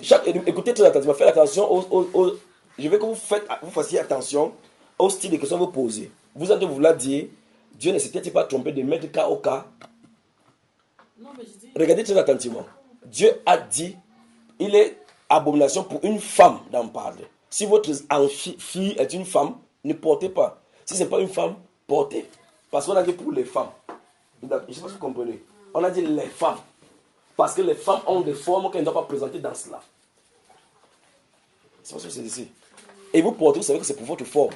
D'autres portent comme ça, même pour péter, c'est un problème. Elle revient à la maison pour porter. Vous savez, quand vous urinez chaque fois, même pour uriner, c'est déjà un problème. Vous dansez là-bas, fatigué. Vous dansez, mais quand vous finissez, vous portez. Demain, vous portez encore. Imaginez encore, oubliez encore ce que ça vous a d'abord fait. Ce n'est pas la possession. L'autre jour, sur la pluie, on a vu l'autre là-bas avec les talons. Elle marchait. Elle faisait comme ça. Elle m'a fait encore observer. Si tu vas tomber. Elle dit que même le talon aussi. Le talon ne parle pas. C'est elle qui parle. Mais elle parle avec le talon. Elle dit, le talon, je dis, qu'est-ce que. Elle m'a dit, on m'a forcé de porter ça. C'est le signe que vous êtes possédé. Parce que quelque chose qui te fait du mal, qui a un mouvement, vous êtes à l'hôpital, vous êtes là et vous avez dit 200 000 € parce qu'il a vu une star qui a fait ça, tcha. Même sa démarche, les derrière de ses mollets sont gros comme pour les bassins. Elle est dedans comme ça, waouh. C'est même pas bien. Elle continue à faire comme ça. C'est la possession. C'est-à-dire qu'il y a des autres qui imitent même. C'est bien. Pour elle, ça ne devient pas bien. Le pied est genre, les mollets gros comme ça. Elle est dans ça. Après, pour montrer encore que vous avez des problèmes, elle porte comme ça, elle a encore la babouche dans le sac. Dans le sac, elle a quelque part, quand ça ne va pas, elle a le sac. Wow. Vous dites, c'est pas l'esclavage. Que Dieu nous aide vraiment. Oui, il y avait une question par ici. Oui, j'ai une question. Ça, c'est une question qui me concerne. Oui. Par rapport au péché. Oui. Quand j'étais petite, mon père m'a fait le jugement d'âge. Oui. Et vas-y, pause. Donc, il a réduit mon âge. Oui. Et avec cet âge-là, j'évolue. Oui. Mais avec mes intimes, oui. Quand on me demande mon âge, je dis mon âge réel. Oui. Bon, maintenant, devant Dieu, puisque la Bible dit que celui qui ment n'appartient pas à Dieu. Oui. Il appartient au père du mensonge. Oui. Dans ma situation, qu'est-ce que je fais? Là, je te pose la question directement. Tu es en train de vivre dans le mensonge ou tu ne vis pas dans le mensonge? Je vis dans le mensonge. Qu'est-ce qu'il faudra faire quand tu vis dans le mensonge? Il faut s'en séparer, non? Oui, mais comment m'en séparer puisque c'est... Je vis avec ça depuis. C'est-à-dire que mes diplômes, tous mes documents, j'évolue avec cet âge-là. Je te montre quelqu'un dans la Bible qui a vécu longtemps dans le péché et que Dieu a dit que tu dois quand même quitter là-dedans. Oui. Dans la Bible, tout le monde entier. Tous ont péché et sont privés de la gloire de Dieu. Donc il faut résoudre le problème. Bon, maintenant, étant donné que moi, ça ne venait pas de moi, que ce sont mes parents qui l'ont fait. Mais quand il dit que ton âge c'est quoi, tu dis quand même quoi? Non, ça c'est le côté administratif. Oui, je comprends. Bon, maintenant, moi, avec mes amis... Bon, non, l'administration te demande que ton âge c'est quoi, tu leur dis quoi? Donc tu mens administrativement. Et tu dis la vérité sincèrement, amicalement. Depuis que je connais le Seigneur, oui. Maintenant qu'on me demande mon âge, je suis obligé de dire la vérité. Non, allons-y à l'administration. Mais dans l'administration... Je suis obligé de... Voilà, je suis obligé de mentir parce que mon commencement a commencé à tous mes documents. Vous voyez, à l'école même et tout. S'il vous plaît, mes frères et mes soeurs, c'est que Satan nous a donné comme coup dans nos familles, éviter que ça arrive à nos enfants. Donnez-le la latitude que ce les utilise plus tard bien. Regardez les choses que les parents ont fait, la situation dans laquelle on l'a mis. N'est-ce pas? Regardez la situation dans laquelle les parents les ont mis. Et ça, il y a beaucoup de parents qui le font. Hein, oui. Que les enfants viennent ici, les footballeurs sont en plein là-dedans comme ça. Tu vois un footballeur, ses pieds sont secs comme ça, comme pour son manac. Il dit qu'il a 16 ans. Les veines ont traversé son visage jusqu'à arriver par ici. C'est terrible. Les Milan avaient fait 5 ans, 35 ans. C'est normal qu'eux ils font cela, mais les chrétiens ne doivent pas le faire. C'est n'est-ce pas? Mais arrêtez, mais est-ce que tu veux que ça soit corrigé? Bon, si l'administration se pose la question que ton âge c'est quoi, dis-le la vérité. Elle va aller en prison. Non, elle ne doit pas aller en prison. Et il y a la grâce de Dieu sur elle. Alors tu lui dis la vérité, quel est ton âge? Mon âge c'est tel. Tu lui dis cela. Et pourquoi je vois ici? Tu dis c'est l'acte de naissance que mes parents ont fait dès leur naissance. Là, c'est cet acte-là que tu as. D'accord? Dis-le la vérité. Si on te chasse, le frère, tu as vu quelle rue déjà? Des rues Bougainville. Autre question? Oui. Tu vas parler pour un chacun par rapport. Non, on peut parler. Vous avez englobé. Il est 21h là. Mais en réalité, tout ceci, on va encore se rencontrer, non? Tout ceci, regarde, la voix est partie. Tout ceci là, ça vous parle déjà, n'est-ce pas? Alors moi, je vous pose la question. Vous rentrez à la maison. Vous avez suivi les instructions, n'est-ce pas? Vous avez suivi les instructions, n'est-ce pas? Ne prenez pas pour mettre dans une salle, parce que vous mettez dans une salle fermée, vous allez couvrir la salle. D'accord? Débarrassez-vous-en. Oui, tu voulais parler par rapport au faux papier. Ou par rapport à quoi? Alors, c'est par rapport au faux papier. Même chose. Ok. Donc, rentre, tu résous le problème alors, n'est-ce pas? Faites n'importe quoi pour être sans tâche. En fait, c'est pas moi qui dis. La Bible dit que sans tâche, ni ride, ni rien de semblable. Parce que ce n'est pas vous qui va aller discuter devant Dieu que non, ceci est bien pour moi. Dieu va dire, les saints, montons. Quelqu'un sera à côté de toi pour t'accuser que tu ne pars pas parce que tu as mes éléments avec toi. Il est menteur. Tu as le mensonge. Tu as ses attributs. Séparez-vous-en de tout ce qui appelle un mensonge. Et maintenant, pour le cas des gens qui ont fait des enfants, qui sont mariés plus. Ils sont mariés comment? Légalement, ici à la mairie, ils ont fait des enfants avec l'acte de naissance, qu'ils ont fait avant de venir ici, qu'ils ont du murage, ils ne peuvent plus. Non, c'est ceux-là. S'ils sont devant moi, sinon, c'est eux. Vous ici, vous n'avez pas dans ce cas-là. C'est que administrativement, tu ne possèdes plus cet acte de naissance. Comment tu vas aller dire je suis né telle date? Parce que moi, effectivement, j'avais cherché mon acte de naissance. Hein. Oui. J'étais allée à la mairie, à l'hôtel de ville, oui, pour chercher le numéro de mon acte de naissance. Oui. Ça n'existait plus. Oui. Donc ça veut dire que tu as un nouvel acte de naissance. Oui. Avec le même nom. Avec le même nom. Mais c'est l'âge qui change. Que Dieu t'aide. Parce que j'ai cherché l'acte original. On m'a dit que ça n'existait plus. Oui. Bon, maintenant, on ne sait pas où les parents ont fait cela. Donc tu ne peux pas savoir là où tu es né ni comment. Parce que normalement, je suis né à Yaoundé. Oui. Dans mon acte de naissance à l'hôtel de ville. Et tu es allé là-bas hein? Je suis allé à l'hôtel de ville. On a dit. J'ai donné le numéro de mon acte de naissance. On m'a donné le nom de. Dans ce cas, tu veux le Seigneur que c'est toi. Tu as vu que j'ai cherché mon acte, je n'ai pas vu. Tu connais ma vraie naissance. Je me remets à toi, ô Seigneur. D'accord, ma soeur? Amen. Autre question? Bon, normalement, il faut qu'on se sépare, n'est-ce pas? J'ai déjà prié. Amen. Ouh. Donc on a prié pour séparer. Vous qui êtes venus de l'Italie, que Dieu te bénisse. Allez et vivez dans la sanctification. Souvenons-nous que si on ne se voit pas physiquement, il faut que le Seigneur, vous et moi, nous le rencontrons dans la gloire. Parce qu'en fait, c'est le but final ici. Souvenez-vous que nous sommes en pèlerinage. Souvenez-vous que nous sommes en pèlerinage sur la terre. Et on a dépassé quelque part. Si vous écoutez ceci, vous dites que le Kouga là, il dérange, il est à côté. Ça veut dire qu'il y a des gens qui écoutent mes enseignements sur Bamba Iba. Quand ils voient femme, chrétien, prostituée, on connaît déjà ce qu'il va dire. Ils ne veulent pas toucher la qualité là. Oui, c'est la chaîne, c'est le nom de la chaîne. Il ne veut pas écouter cela. Mais je suis obligé de prêcher comme ça parce que je connais ce que Satan fait avec vous. Je suis allé à la même école de recherche avec Salomon. Je connais ce que Satan fait avec vous et comment il vous utilise. À l'insu même de votre propre pensée. Je suis obligé de faire ça pour vous réveiller. Donc, ôtez tous ces instruments-là en vous, vivez pour le Seigneur. D'accord? Gardez votre... Rentrez, dites au Seigneur, Seigneur, merci pour ma délivrance. Je te prie, oh Dieu, de m'aider à marcher dans cette voie-là. Et puis vous regardez ces événements-là qui se trouvent chez vous. Ces choses-là, l'autre homme est accroché sur la côté de son miroir. Tu dis, toi, qu'est-ce que tu fais ici? Puis tu dis, sors au nom de Jésus, t'enlèves au nom de Jésus. Parce que souvenez-vous, il y a des esprits derrière. Derrière ces choses, il y en a des esprits. Je vous enlève au nom de Jésus Christ de Nazareth. Vous vous repentez d'abord avant de les enlever. Que le Seigneur vous conduise. Amen. Quoi qu'il y avait encore le biscuit là-bas, ça peut vous calmer un peu le cœur et les fâcheries. Donc que Dieu vous bénisse. Pour plus d'ample, vous pouvez suivre ces choses-là sur Bamba Iba parce qu'on est en train de les écouter maintenant en Côte d'Ivoire. Bientôt vous allez avoir ça sur Bamba Iba. Et là vous pouvez suivre ceci pour que vous ne compreniez pas que non, j'ai dû oublier.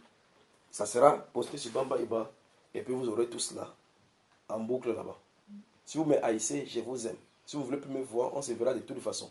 Amen. Et si on se voit, je suis sur le trône, il n'y aura pas esprit de parti pris. Amen. Je proclamerai ce que j'ai proclamé sur la terre et je vais dire qu'est-ce que tu en as fait. Ça se passera comme ça ce jour-là. Que le Seigneur vous bénisse. Amen. Frère Junior, est-ce que je peux avoir la vidéo d'aujourd'hui? Ce n'est pas entre les mains, c'est entre les gens qui filmaient là-bas. D'accord? C'est lourd. Ou bien on va t'envoyer même ça par Dropbox, d'accord? C'est mieux qu'on va t'envoyer ça par Dropbox parce que vous seulement télécharger, c'est un autre problème. Qu'est-ce qu'on fait? Donc ce qu'on va faire, c'est que vous me permettez de me reposer. Demain c'est lundi. Je vais recevoir, ou bien quel est le jour où je peux recevoir les gens avec qui je veux parler? Mardi. Donc mardi, je dois être laissé pour vous recevoir, pour qu'on en parle. En privé. Mais il faut qu'ils prennent rendez-vous avant. Non, il faut qu'on en parle là maintenant. Pour ceux qui vont vouloir venir, pour qu'on parle plus doucement. Il y a quelqu'un qui sont les suivre ici, il y a le maman qui sont les suivre ici depuis. Donc traitez le cas là avec elle, d'accord? Donc, premier rendez-vous. Ici.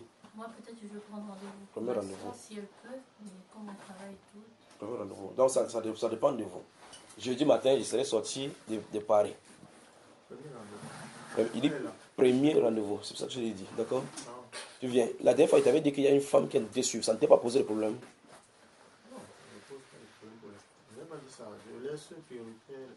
Ok, aux autres. Ok. Oui. De la maison. De la maison. Donc, ça veut dire que fais attention à ceux qui viennent entrer dans la maison. Tu as remarqué que tu as quitté d'un point à un autre point.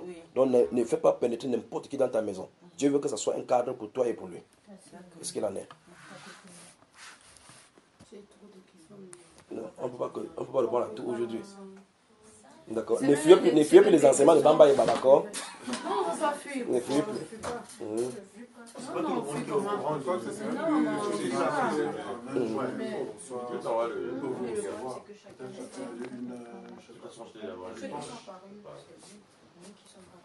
Mais est-ce que moi, toi, tu es où? Moi, je suis où, moi?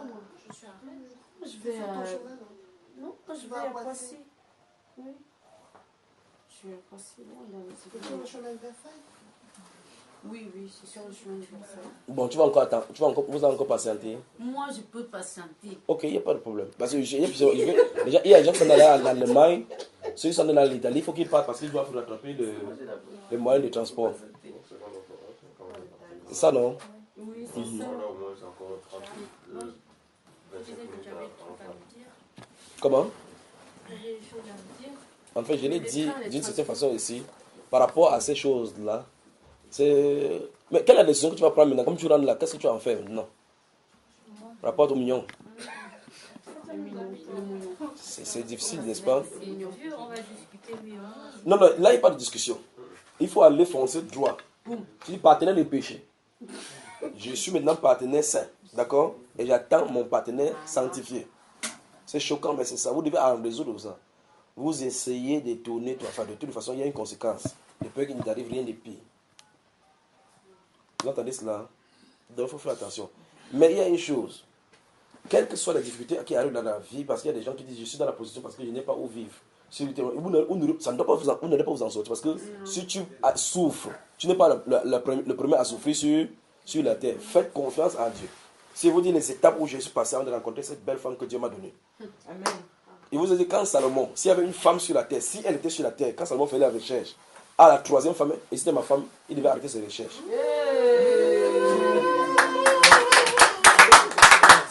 Je vous le dis. Et son père n'a pas trouvé mieux que de donner un nom de grâce. Elle a vu des cas que si le trouver, c'est une grâce pour l'obtenir de l'éternel. Vous entendez? La Bible donc révèle donc que celui qui devait la trouver, elle s'appellerait grâce. Pas toutes les grâces, hein. Il y a des grâces qui sont des cas. Donc, qu'est-ce qu'on fait? Voici ma soeur aussi. Il ne peut pas dire ça de toi. Ça, c'est ton mari qui m'a dit comment tu me regardes comme ça là. Je témoigne ce que je connais. C'est pas ça, mon frère. Donc, que Dieu vous bénisse, que Dieu vous bénisse. Pour vous qui voyagez, ceux qui rentrent en Italie, ceux de l'Allemagne, que Dieu vous bénisse. Rendez-vous en Allemagne, que Dieu vous bénisse. Mais les gens avec qui on a rendez-vous mardi, venez mardi. Pour ceux qui vont rester, parce que je suis sous pression, parce que je sais que faut pas quelqu'un perde le train. Mais pour vous qui êtes là, restez tranquille le temps que ma voix se repositionne. Lâchez courage, d'accord? Courage.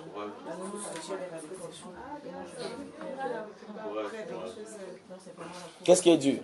Rester à la chair, entre la chair et rester à cette chair-là et l'air.